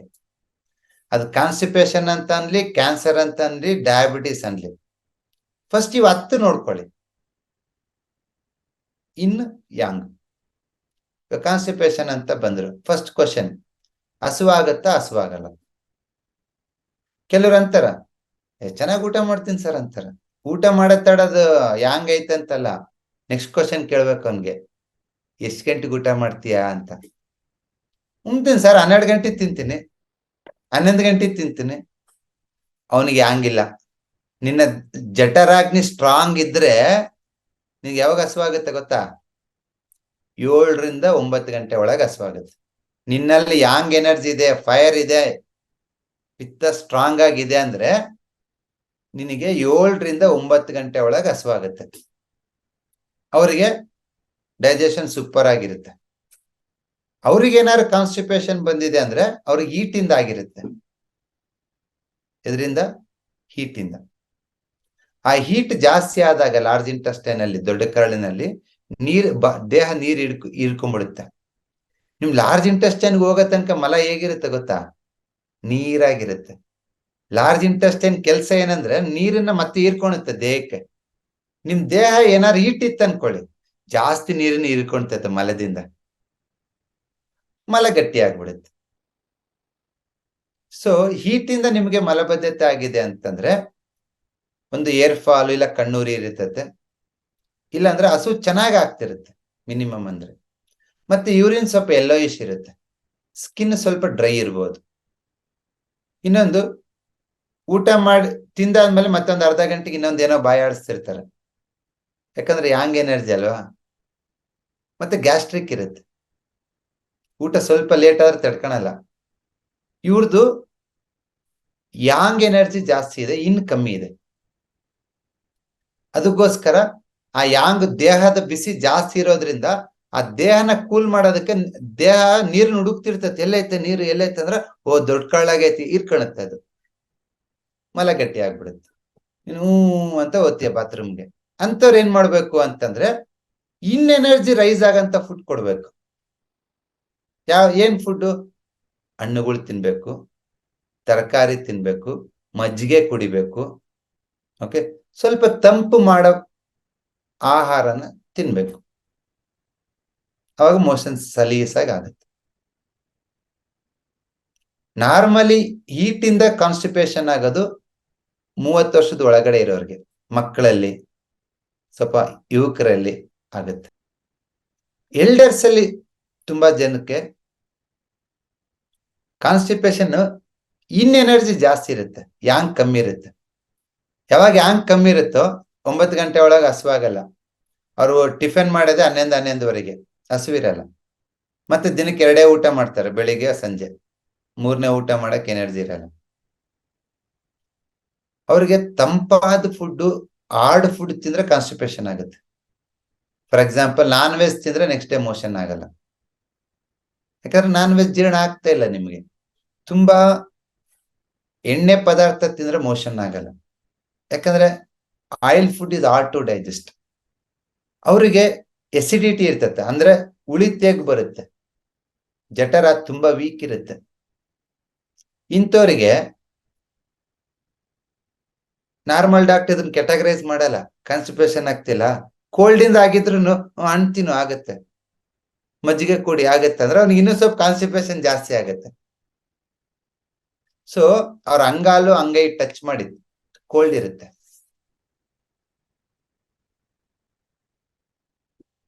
ಹಾಗಾಗಿ ಒಂದೇ ಸಿಂಪ್ಟಮ್ಸ್ ಅನ್ನ 2 ತರ ನೋಡ್ತೀವಿ, ಇನ್ನ ಯಾಂಗ. ಒಂದು ಎಕ್ಸಾಂಪಲ್ ಹೇಳ್ದೆ ಕಾನ್ಸ್ಟಿಪೇಷನ್. ಇದೇ ತರ ಯಾವುದೇ ಕಾಯಿಲೆ ಬಂದ್ರು ಇನ್ನು ಯಾಂಗ್ ನೋಡ್ಬೇಕು. ಯಾರ ಲೂಸ್ ಮೋಷನ್ ಕೇಳ್ತಿದಾರೆ, ಮೋಷನ್ ಅನ್ನ ಹತ್ರ ಅದು ನೆನಪಾಗೈತೆ ಅವ್ರಿಗೆ. ಲೂಸ್ ಮೋಷನ್ ಅಷ್ಟೇ, ಅದು ಹೀಟ್ ಇಂದನೂ ಆಗಿರ್ಬೋದು, ಕೋಲ್ಡ್ ಇಂದನೂ ಆಗಿರ್ಬೋದು. ನಿಮ್ಗೆ ಫುಡ್ ಇನ್ಫೆಕ್ಷನ್ ಆದ ಲೂಸ್ ಮೋಷನ್ ಆಗುತ್ತೆ ಅಲ್ವಾ, ಅದು ಕೋಲ್ಡ್ ಇಂದ. ಯಾಕಂದ್ರೆ ಇನ್ಫೆಕ್ಷನ್ ಆಗೋದು ಕೋಲ್ಡ್ ಇಂದ, ತಿಂದಿದ್ದು ಜೀರ್ಣ ಆಗಿಲ್ಲ. ಅವ್ರಿಗೆ ಇನ್ನೊಂದು ಸಿಂಪ್ಟಮ್ ಏನಿರ್ತದೆ ಗೊತ್ತಾ, ಕೋಲ್ಡ್ ಇಂದ ಲೂಸ್ ಮೋಷನ್ ಆದ್ರೆ ಊಟ ಮಾಡಿರೋದು ಕಕ್ಕದಲ್ಲಿ ಹಂಗಂಗೆ ಬಂದಿರ್ತತೆ, ಜೀರ್ಣ ಆಗಿಲ್ಲ. ಯಾಕೆ? ಜಠರಾಗ್ನಿ ಮಂದ ಆಗ್ಬಿಟ್ಟಿದೆ. ನೀನ್ ಲೂಸ್ ಮೋಷನ್ ಆದಾಗ ಫುಡ್ ಪಾರ್ಟಿಕಲ್ಸ್ ಅದರಲ್ಲಿ ಇತ್ತು ಅಂದ್ರೆ ಕೋಲ್ಡ್ ಇಂದ. ಇನ್ನೊಂದು ಸಿಂಪ್ಟಮ್, ಕೋಲ್ಡ್ ಇಂದ ನಿಮ್ಗೆ ಲೂಸ್ ಮೋಷನ್ ಆದ್ರೆ ವಾಸನೆ ಇರಲ್ಲ. ಅದೇ ಹೀಟ್ ಇಂದ ಲೂಸ್ ಮೋಷನ್ ಆಗಿತ್ತು ಅನ್ಕೋ, ಅವ್ರು ದೊಡ್ಡಿಗೆ ಹೋಗ್ತಾರಂದ್ರೆ ನೀವು 10 ಮೀಟರ್ ದೂರ ಇರ್ಬೇಕು, ವಾಸನೆ ಬರ್ತಿರ್ತತೆ. ಮತ್ತೆ ಎಲ್ಲೋ ಇಶ್ ಇರ್ತತೆ. ಯಾವುದೇ ಹೀಟ್ ಆದ್ರೆ ಎಲ್ಲೋ ಆಗುತ್ತೆ, ಅದು ಕಕ್ಕ ಇರ್ಬೋದು, ಗೊಣ್ಣೆ ಇರ್ಬೋದು, ಕಫ ಇರ್ಬೋದು. ಎಲ್ಲೋ ಇಶ್ ಟರ್ನ್ ಆಗ್ತಿದೆ ಅಂದ್ರೆ ಹೀಟ್ ಇರುತ್ತೆ. ಕಫ ಎಲ್ಲೋ ಇಶ್ ಇದೆ ಅಂದ್ರೆ ಲಂಗ್ ಹೀಟ್, ಮೋಷನ್ ಎಲ್ಲೋ ಇಶ್ ಆಗಿದೆ ಅಂದ್ರೆ ಸ್ಟಮಕ್ ಹೀಟ್. ಸೊ ಎಲ್ಲೋ ಇಶ್ ಆದಾಗ ನಿಮಗೆ ಅದು ಕಾಯಿಲೆ. ಯಾವುದೇ ಒಂದು ವಾಸನೆ ಜಾಸ್ತಿ ಬರ್ತೈತಂದ್ರೆ ಹೀಟ್ ಡಾಮಿನೆಂಟ್ ಇರುತ್ತೆ. ಕೋಲ್ಡ್ ಇಂದನೂ ಆಗುತ್ತೆ, ಮತ್ತೆ ಅದು ಯಾವ ತರ ವಾಸನೆ ಅಂತಾನು ಡಿವೈಡ್ ಮಾಡ್ತಾರೆ. ಈ ಇನ್ ಅಂಡ್ ಯಾಂಗು ಅದು ಮುಗಿಯೋದ ಅಧ್ಯಾಯ, ಎಲ್ಲದನ್ನೇ ಡಬಲ್ ಇದು ಮಾಡ್ತಾರೆ. ಗಮ್ ಅಂತ ವಾಸನೆ ಬಂದ್ರೆ ಯಾಂಗ್, ಒಂಥರ ಕೊಳ್ತದ್ದು ವಾಸನೆ ಬಂದ್ರೆ ಇನ್ನು, ಎಲ್ಲವುದು ಇನ್ ಅಂಡ್ ಯಾಂಗ್. ಹಂಗೆ ಡಿವೈಡ್ ಮಾಡಿದ್ರೆ ಮಾತ್ರ ನೀವು ಟ್ರೀಟ್ಮೆಂಟ್ ಕೊಡಕ್ಕಾಗದು. ಇಲ್ಲ ಅಂದ್ರೆ ಈ ಕೋರ್ಸ್ ಕಲ್ತು ವೇಸ್ಟ್. ನೀವು ಪ್ರತಿ ಒಂದು ಕಡೆ ನೀವು ಇನ್ ಅಂಡ್ ಯಾಂಗ್ ಹುಡುಕಿದ್ರೆ ಮಾತ್ರ ನೀವು ಸಕ್ಸಸ್ಫುಲ್ ಆಗಿ ಟ್ರೀಟ್ಮೆಂಟ್ ಕೊಡ್ಬೋದು. ಇನ್ನು ಒಂದು ಇನ್ ಅಂಡ್ ಯಾಂಗ್ ಎಲ್ಲಿ ಅಂದ್ರೆ ಕಲರ್ ಅಲ್ಲಿ ನೋಡ್ತೀವಿ. ಸ್ಕಿನ್ ಕಲರ್ ಅಲ್ಲಿ ಡಾರ್ಕಿಶ್, ವೈಟಿಶ್ ಅಂಡ್ ಡಾರ್ಕಿಶ್ ಕಡೆ ಕಲರ್ ಆಗ್ತಾ ಇದೆ ಸ್ಕಿನ್ ಅಂದ್ರೆ ಇನ್, ರೆಡ್ಡಿಶ್ ಅಂಡ್ ಪಿಂಕಿಶ್ ಹೋಗ್ತಾ ಇದೆ ಅಂದ್ರೆ ಯಾಂಗ್. ಕೆಲವರಿಗೆ ನೋಡಿ ಸ್ಕಿನ್ ಡಾರ್ಕ್ ಸ್ಕೇಲ್ ಇರುತ್ತೆ, ಚರ್ಮ ಕರ್ರಗೆ ಅಲ್ಲೆಲ್ಲೆಲ್ಲೆಲ್ಲೆಲ್ಲಿ ಕರ್ರಗಾಗಿರುತ್ತೆ. ಡಾರ್ಕ್ ಇದೆ ಅಂದ್ರೆ ಇನ್. ಮುಂದಿನ ತಿಂಗಳಲ್ಲಿ ಕಲಿತಾರೆ ಎಲ್ಲಿ ಡಾರ್ಕ್ ಐತೆ ಅಂತ. ಮುಖದಲ್ಲಿ ಡಾರ್ಕ್ ಇದ್ರೆ ಲಿವರ್ ಕೋಲ್ಡ್, ಸೊಂಟದಲ್ಲಿ ಡಾರ್ಕ್ ಇದ್ರೆ ಕಿಡ್ನಿ ಕೋಲ್ಡ್, ಓಕೆ, ಕೈಯಲ್ಲಿ ಡಾರ್ಕ್ ಇದ್ರೆ ಲಂಗ್ ಕೋಲ್ಡ್. ಅದು ಮುಂದೆ ಕಲಿಯೋಣ. ಫಸ್ಟ್ ಇವಾಗ ಬೇಸಿಕ್ ಕಲೀರಿ. ಡಾರ್ಕಿಶ್ ಅಂಡ್ ಪೇಲಿಶ್ ಕಾಂಪ್ಲೆಕ್ಷನ್ ಇದ್ರೆ ಅಂದ್ರೆ ಕಪ್ಪಾಗಿ ಕಂದು ಬಣ್ಣದಿಂದ ಪೇವಲವಾಗಿದ್ರೆ ಅದು ಕೋಲ್ಡ್, ಇನ್. ಮುಖದ ಮೇಲೆ white patches, dark scale, brownish, ಅದೆಲ್ಲ ಇನ್. ಯಾಂಗ್ ಇದ್ರೆ ಹೆಂಗಿರ್ತತೆ? ರೆಡ್ ಪಿಂಕಿಶ್ ಇರ್ತತೆ. ಕೆಲವರಿಗೆ ಸ್ಕಿನ್ ಅಲರ್ಜಿ ಆಗುತ್ತೆ, ಕೆಂಪುಗ ಆಗ್ಬಿಟ್ಟಿರ್ತಾರೆ, ಕೆಂಪು ಕೋತಿತರ, ಅದು ಯಾಂಗ್. ನೀವು ಡಿವೈಡ್ ಮಾಡ್ಕೊಂಡ್ಬಿಟ್ರೆ ನನ್ನ ಪಾಯಿಂಟ್ ರೆಡಿ ಇರ್ತವೆ. ಸಾರ್ ಇದಿನ್ನು ಇದು ಯಾಂಗ್, ಪಾಯಿಂಟ್ ರೆಡಿ. ಯಾಕಂದ್ರೆ ಸುಮಾರು ಜನದ್ದು ನಮ್ ಕ್ಲಿನಿಕ್ ಬರೋದಕ್ಕಿಂತ ಮುಂಚೆ, ಕ್ಲಿನಿಕ್ ಬಂದಾದ್ಮೇಲೆ ಅವ್ರ ಕಾಲುಗಳ ಫೋಟೋ ತಂದು ತೋರಿಸ್ತಾರೆ ನನಗೆ. ಸರ್ ನಿಮ್ಮ ಹತ್ರ ಬರೋದಕ್ಕಿಂತ ಮುಂಚೆ ನನ್ನ ಕಾಲ್ ಕಪ್ಪುಗಿತ್ತು ಸರ್, ಸರ್ಕ್ಯುಲೇಷನ್ ಇರ್ಲಿಲ್ಲ. ಇವಾಗ ನೋಡಿ ಸರ್ ಕಾಲ್ ಹೆಂಗ್ ಚೇಂಜ್ ಆಗಿದೆ ಅಂತ. ಯಾಕೆ ಹೇಳಿ? ಕಾಲಲ್ಲಿ ತುಂಬಾ ಜನಕ್ಕೆ ಎಸ್ಪೆಷಲಿ ಏಜ್ಡ್ ಪೀಪಲ್ಗೆ ಕಪ್ಪಾಗುತ್ತೆ. ಸೊ ಒಂದು ದೇಹದ ಕೆಳಭಾಗ ಆಗಿರೋದ್ರಿಂದ ಇನ್ನೊಂದು ಸ್ಕಿನ್ ಕಪ್ಪಾಗಿರೋದ್ರಿಂದನೂ ಸುಮಾರು ಜನ ತುಂಬಾ ಖುಷಿ ಪಡ್ತಾರೆ ನಮ್ ಟ್ರೀಟ್ಮೆಂಟ್ ತಗೊಂಡಲ್ಲಿ. ಇವಾಗ ಕಪ್ಪೇನಿಲ್ಲ ಸರ್, ಕಾಲು ತುಂಬಾ ಕಲರಿಗೆ ಬಂದ್ಬಿಟ್ಟಿದೆ ಅಂತ. ಯಾಕೆ ಅಂದ್ರೆ ಅವ್ರು ಜಾಸ್ತಿ ಆಗಿ ವಾಟರ್ ಅಕ್ಯುಮುಲೇಷನ್ ಆಗಿ ಫ್ಲೂಯಿಡ್ಸ್ ಮೊಮೆಂಟಮ್ ಆಗ್ತಿರಲ್ಲ, ಅದಕ್ಕೆ ಆ ಸ್ಕಿನ್ ಸರ್ಕ್ಯುಲೇಷನ್ ಇಲ್ದಂಗೆ ಕಪ್ಪಾಗಿರುತ್ತೆ. ಯಾವಾಗ ನಾವು ವಾಟರ್ ರಿಮೂವ್ ಮಾಡಿ ಸರ್ಕ್ಯುಲೇಷನ್ ಇಂಪ್ರೂವ್ ಮಾಡ್ತೀವೋ ಸ್ಕಿನ್ ಶೈನಿಂಗ್ ಬಂದ್ಬಿಡುತ್ತೆ. ಯಾರಿಗಾದ್ರೂ ಎಕ್ಸ್ಪೀರಿಯನ್ಸ್ ಆಗಿದ್ದೇನೆ ಅದು? ಆ ಸ್ಕಿನ್ ಕಲರ್ ಚೇಂಜಸ್ ಆಗಿರೋದು ಅದ್ಭುತವಾಗಿ ಸ್ಕಿನ್ ಇಂಪ್ರೂವ್ ಮಾಡ್ಬೋದು. ಸುಮಾರು ಎಲ್ಲಾ ಇನ್ಫೆಕ್ಷನ್ಸ್ ಎಲ್ಲ ಆಗ್ತಾವಲ್ಲ, ಅದೆಲ್ಲ ಕೋಲ್ಡೆ. Infection is inflammation is yang. Divide ಮಾಡ್ಕೊಳ್ಳಿ. ಇನ್ಫೆಕ್ಷನ್ ಆಗಿದೆ ಅಂದ್ರೆ ಒಂದು bacterial infection, viral infection, fungal infection, ಯಾವ ಇನ್ಫೆಕ್ಷನ್ ಆಗಿರ್ಲಿ ಅದು ಕೋಲ್ಡ್. ಇನ್ಫ್ಲಮೇಷನ್ ಅಂತಂದ್ರೆ ಯಾಂಗ್. ಡನ್. ಅವ್ರಿಗೆ ಎಕ್ಸಸ್ ಇರುತ್ತೆ, ಡೈಜೆಷನ್ ವೀಕ್ ಇರುತ್ತೆ, ಸ್ಕಿನ್ ಇನ್ಫೆಕ್ಷನ್ ಇರುತ್ತೆ, ಫಂಗಲ್ ಇನ್ಫೆಕ್ಷನ್ ಇರುತ್ತೆ. ನೀವು ಯಾವ್ದೋ ಒಂದು ಪಾಯಿಂಟ್ ಕೊಡ್ತೀರಾ ಆ ಕೋಲ್ಡ್ನೆಸ್ ಕಮ್ಮಿಯಾಗಿ ಈಟ್ ರೈಸ್ ಆಗೋದಕ್ಕೆ. ಅವನು ಹೋಗ್ಬಿಟ್ಟು ಮಟನ್ ಬಿರಿಯಾನಿ ತಿಂದ, ಒಂದ್ ಕಪ್ ಹಾಲು ಕುಡ್ದ, ಉಪಯೋಗ ಇಲ್ಲ ನಿಮ್ ಟ್ರೀಟ್ಮೆಂಟ್. ನೀವೇನ್ ಟ್ರೀಟ್ಮೆಂಟ್ ಕೊಡ್ತಿರೋ ಅದೇ ತರ ಫುಡ್ ಹೇಳ್ಬೇಕು ಅವ್ರಿಗೆ. ನೋಡಪ್ಪ, ನಿನ್ ಬಾಡಿನಲ್ಲಿ ಹೀಟ್ ಕಡಿಮೆ ಮಾಡ್ತಾ ಇದೀನಿ, ಹುಳಿ ಮತ್ತೆ ಮಸಾಲೆ ಕಮ್ಮಿ ಮಾಡು. ನಿನ್ ಬಾಡಿನಲ್ಲಿ ಕೋಲ್ಡ್ನೆಸ್ ನ ಕಮ್ಮಿ ಮಾಡ್ತಾ ಇದೀನಿ, ಸ್ವೀಟ್ಸ್ ತಿನ್ಬೇಡ, ಹಣ್ಣುಗಳು ತಿನ್ಬೇಡ, ಮಟನ್ ತಿನ್ಬೇಡ, ತಂಪಾಗಿರೋದ್ ತಿನ್ಬೇಡ ಅಂತ ಹೇಳ್ಬೇಕು. ಇಲ್ಲಾಂದ್ರೆ ನಿಮ್ಗೆ 100% ರಿಸಲ್ಟ್ಸ್ ಅಚೀವ್ ಮಾಡಕ್ ಆಗಲ್ಲ. Got it? So first is ನೀವು ಕಾಯಿಲೆನ ಮತ್ತೆ ಯಾಂಗ್ ಆಗಿ ಡಿವೈಡ್ ಮಾಡ್ಕೋಬೇಕು, ಈಟ ಕೋಲ್ಡ್. ಇಷ್ಟು ಮಾಡಿದ್ರೆ ನೀವು ಇದ್ರಲ್ಲಿ ಸಕ್ಸಸ್ ಆದ್ರಿ ಅಂದ್ರೆ ನನಗೆ ಟ್ರೀಟ್ಮೆಂಟ್ ಅಲ್ಲಿ 50% ಸಕ್ಸಸ್ ಆದಂಗೆ ನೀವು. ಯಾಕಂದ್ರೆ ಇಲ್ಲಿ ಮೇನ್ ಟ್ರಿಕ್ ಇಸ್ ಡಯಾಗ್ನೋಸಿಸ್. ನೀವು ಡಯಾಗ್ನೋಸಿಸ್ ಅಲ್ಲಿ ಸಕ್ಸಸ್ ಆದ್ರಿ ಅಂದ್ರೆ ನಿಮ್ ಕೆಲಸ 80% ಮುಗೀತೆ ಅಂತ. ಉಳಿದಿದ್ದೇನಿಲ್ಲ, ನಾನು ಹೇಳ್ಕೊಟ್ಟಿರೋ ಪಾಯಿಂಟ್ ಇಲ್ಲ ಕಲರ್ ಕೊಡೋದಷ್ಟೇ. So is it clear for you? ಇವತ್ತಿನ ಕ್ಲಾಸ್ ತುಂಬಾ ಇಂಪಾರ್ಟೆಂಟ್ ಮುಂದಕ್ಕೆ ಕಲಿಯಕ್ಕೆ. ವಾಸಿ ಆಗಿರೋರು ತಗೊಂಡ್ರೆ ಲಕ್ಷದಲ್ಲಿದ್ದಾರೆ ಈ ಟೆಕ್ನಿಕ್ಸ್ ಇಂದ. ನಾವು ಡೈರೆಕ್ಟ್ ಆಗಿ ಟ್ರೀಟ್ಮೆಂಟ್ ಕೊಟ್ಟಿರ್ಬೋದು, ಬಟ್ ನಮ್ ಸ್ಟೂಡೆಂಟ್ ಟ್ರೀಟ್ಮೆಂಟ್ ಕೊಟ್ಟಿರ್ಬೋದು.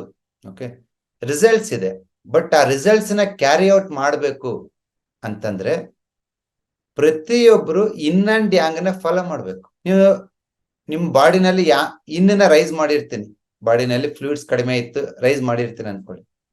ನೀವು ರಾತ್ರಿ 1 ಗಂಟೆ ಮಕ್ಕೊಂಡ್ರೆ ಉಪಯೋಗ ಇಲ್ಲ. ಈಗ ಯಾರಿಗೂ ಆಸ್ಟಿಯೋಪೊರೋಸಿಸ್ ಬಂದಿತ್ತು, ಸೊಂಟ ನೋವು ಬಂದಿತ್ತು, ಯಾಕೆ? ಬಾಡಿನಲ್ಲಿ ಕಮ್ಮಿ ಆಗಿತ್ತು. ನಾನು ಹೆಂಗೋ ಮಾಡಿ ರೈಸ್ ಮಾಡ್ತೀನಿ. ನೀವು ರಾತ್ರಿ 9-10 ಗಂಟೆ ಮಲ್ಕೊಂಡ್ಬಿಡ್ಬೇಕು, ಸೊ ದಟ್ ಸೇಫ್ ಆಗಿರುತ್ತೆ. ನೀವು ರಾತ್ರಿ 1 ಗಂಟೆ ಮಕ್ಕೊಂಡೆ, 2 ಗಂಟೆ ಮಕ್ಕೊಂಡ್ರೆ ಅಂದ್ರೆ ಮತ್ತೆ ಡ್ರಾಪ್ ಆಗುತ್ತೆ, ಮತ್ತೆ ಡೌನ್ ಆಗುತ್ತಲ್ವಾ. ಸೊ ಹಾಗಾಗಿ ನೀವು ಟ್ರೀಟ್ಮೆಂಟ್ ಕೊಡೋದು ಎಷ್ಟು ಇಂಪಾರ್ಟೆಂಟು, ಅದೇ ತರ ಟ್ರೀಟ್ಮೆಂಟ್ ಕೊಡೋದ್ರ ಜೊತೆ ಪೇಷಂಟ್ಗೆ ಹೇಳ್ಬೇಕು, ನೋಡಮ್ಮ ನಿಮ್ ಬಾಡಿನಲ್ಲಿ ಎನರ್ಜಿನ ಯಾಂಗ್ ಎನರ್ಜಿನ ಯಾವ್ದನ್ನ ಫಾಲೋ ಮಾಡ್ಬೇಕು, ನೀನು ಫುಡ್ ಯಾವ ತರ ತಗೋಬೇಕು, ಯಾವ್ದು ತಗೋಬಾರ್ದು, ಲೈಫ್ ಸ್ಟೈಲ್ ಏನ್ ಚೇಂಜಸ್ ಇರಬೇಕು, ನಿಮ್ ಎಮೋಷನಲ್ ಚೇಂಜಸ್ ಏನಿರ್ಬೇಕು, ಅದನ್ನ ನೀವು ಪೇಷಂಟ್ಗೆ ಹೇಳಿದಾಗ ಅವ್ರಿಗೆ ರಿಸಲ್ಟ್ ಬರುತ್ತೆ. ಆ ರಿಸಲ್ಟ್ ನ ತುಂಬಾ ದಿವಸ ಕಾಪಾಡ್ಕೋತಾರೆ. ನೀವು ಅಂಡ್ ಯಾಂಗ್ ಹೇಳಿಲ್ಲ ಅಂದ್ರೆ ನೀವು ಟ್ರೀಟ್ಮೆಂಟ್ ಕೊಡ್ತೀರಾ, ರಿಸಲ್ಟ್ ಬರುತ್ತೆ, ಒಂದ್ 4 ದಿವಸಕ್ಕೆ ತಿನ್ಬಾರ್ದೆಲ್ಲ ತಿಂತಾನೆ, ಮಾಡಬಾರ್ದೆಲ್ಲ ಮಾಡ್ತಾನೆ, ಮತ್ತೆ ತೊಂದರೆ ಬರುತ್ತೆ. ಅವಾಗ ಹೇಳ್ತಾನೆ, ಅವ್ರೇನ್ ಡಾಕ್ಟ್ರಪ್ಪ ಕೊಟ್ಟಾಗೊಂದೇ ವಾಸಿ ಆಯ್ತು, ಮತ್ತೆ ತೊಂದರೆ ಆಯ್ತು ಅಂತಾರೆ. ಅದಾಗ್ಬಾರ್ದಂದ್ರೆ ಇಲ್ಲಿರೋ ಪ್ರತಿಯೊಬ್ರುನು ನೀವ್ ಯಾರಿಗೆಲ್ಲ ಟ್ರೀಟ್ಮೆಂಟ್ ಕೊಡ್ತೀರೋ ಅವ್ರೆಲ್ರಿಗೂ ಪೇಷಂಟ್ ಕೇಳಿ ಅವ್ರಿಗೆ, ನಾನ್ ನಿನ್ಗೆ ಯಾಕೆ ಟ್ರೀಟ್ಮೆಂಟ್ ಕೊಡ್ತಾ ಇದ್ದೀನ, ನಿಮ್ ಬಾಡಿನಲ್ಲಿ ಎಕ್ಸಸ್ ಇದೇನ ಇಲ್ಲ ಯಾಂಗ್ ಎಕ್ಸಸ್ ಇದೇನ, ಅದನ್ನ ಕಡಿಮೆ ಮಾಡೋದಕ್ಕೆ ನಾನೇನ್ ಮಾಡ್ತೀನಿ, ನೀನೇನ್ ಮಾಡ್ಬೇಕು. ಸೊ 2 ಕೈ ತಟ್ಟಿದ್ರೇನೆ ಚಪ್ಪಾಳೆ. ಅದೇ ತರ ಈಲರು ಪೇಷಂಟು ಇಬ್ರು ಸೇರಿ ವರ್ಕ್ ಮಾಡಿದ್ರೆ ಮಾತ್ರ ರಿಸಲ್ಟ್ ಬರೋದು. ಯಾರು ಮೆಜಿಷಿಯನ್ ಎಲ್ಲ ಇಲ್ಲಿ. ಯಾರಿಗಾದ್ರೂ ಕಫ ಆಗಿದೆ ಅಂತಂದ್ರೆ ನೀವೇನ ಟ್ರೀಟ್ಮೆಂಟ್ ಕೊಡಿ, ನಾನು ದಿನ 1 ಗ್ಲಾಸ್ ಹಾಲು ಕುಡಿತೀನಿ, ಕಫ ಕಮ್ಮಿ ಆಯ್ತತ್ತ?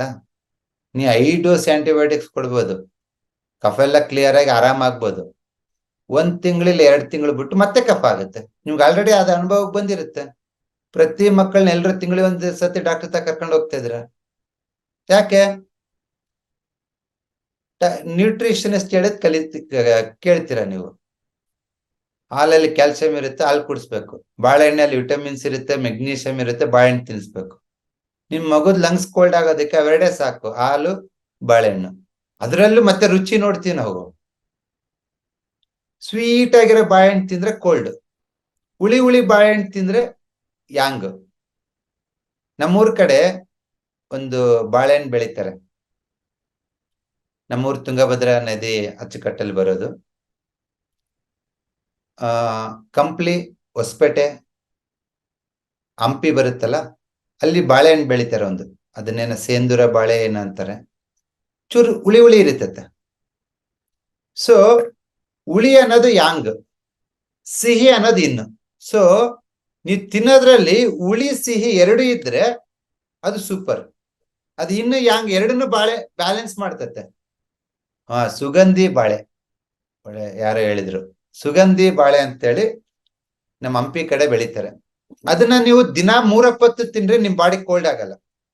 ಯಾಕೆ ಅಂತಂದ್ರೆ ಹುಳಿ ಟೇಸ್ಟ್ ಇರುತ್ತಲ್ಲ ಅದು ಯಾಂಗ್ ಕ್ರಿಯೇಟ್ ಮಾಡುತ್ತೆ, ಸಿಹಿ ಟೇಸ್ಟ್ ಇರುತ್ತಲ್ಲ ಅದು ಇನ್ ಕ್ರಿಯೇಟ್ ಮಾಡುತ್ತೆ. ತುಂಬಾ ಜನ ಬರ್ತಾರ ನಮ್ ಕ್ಲಿನಿಕ್ಗೆ, ಡಯಾಬಿಟಿಸ್ ಪೇಷಂಟ್ ಅವರು. ಸರ್ ನಾನು ಪಚ್ಚಬಾಳೆ ತಿನ್ನಲ್ಲ ಸರ್, ನಾನು ಡಯಾಬಿಟಿಕ್ ಅಂತ ಗೊತ್ತು, ಅದಕ್ಕೆ ಇಷ್ಟು ಏಲಕ್ಕಿ ಬಾಳೆ ತಿಂತೀನಿ ಸರ್ ನನ್ನ ಅಂತಾರ.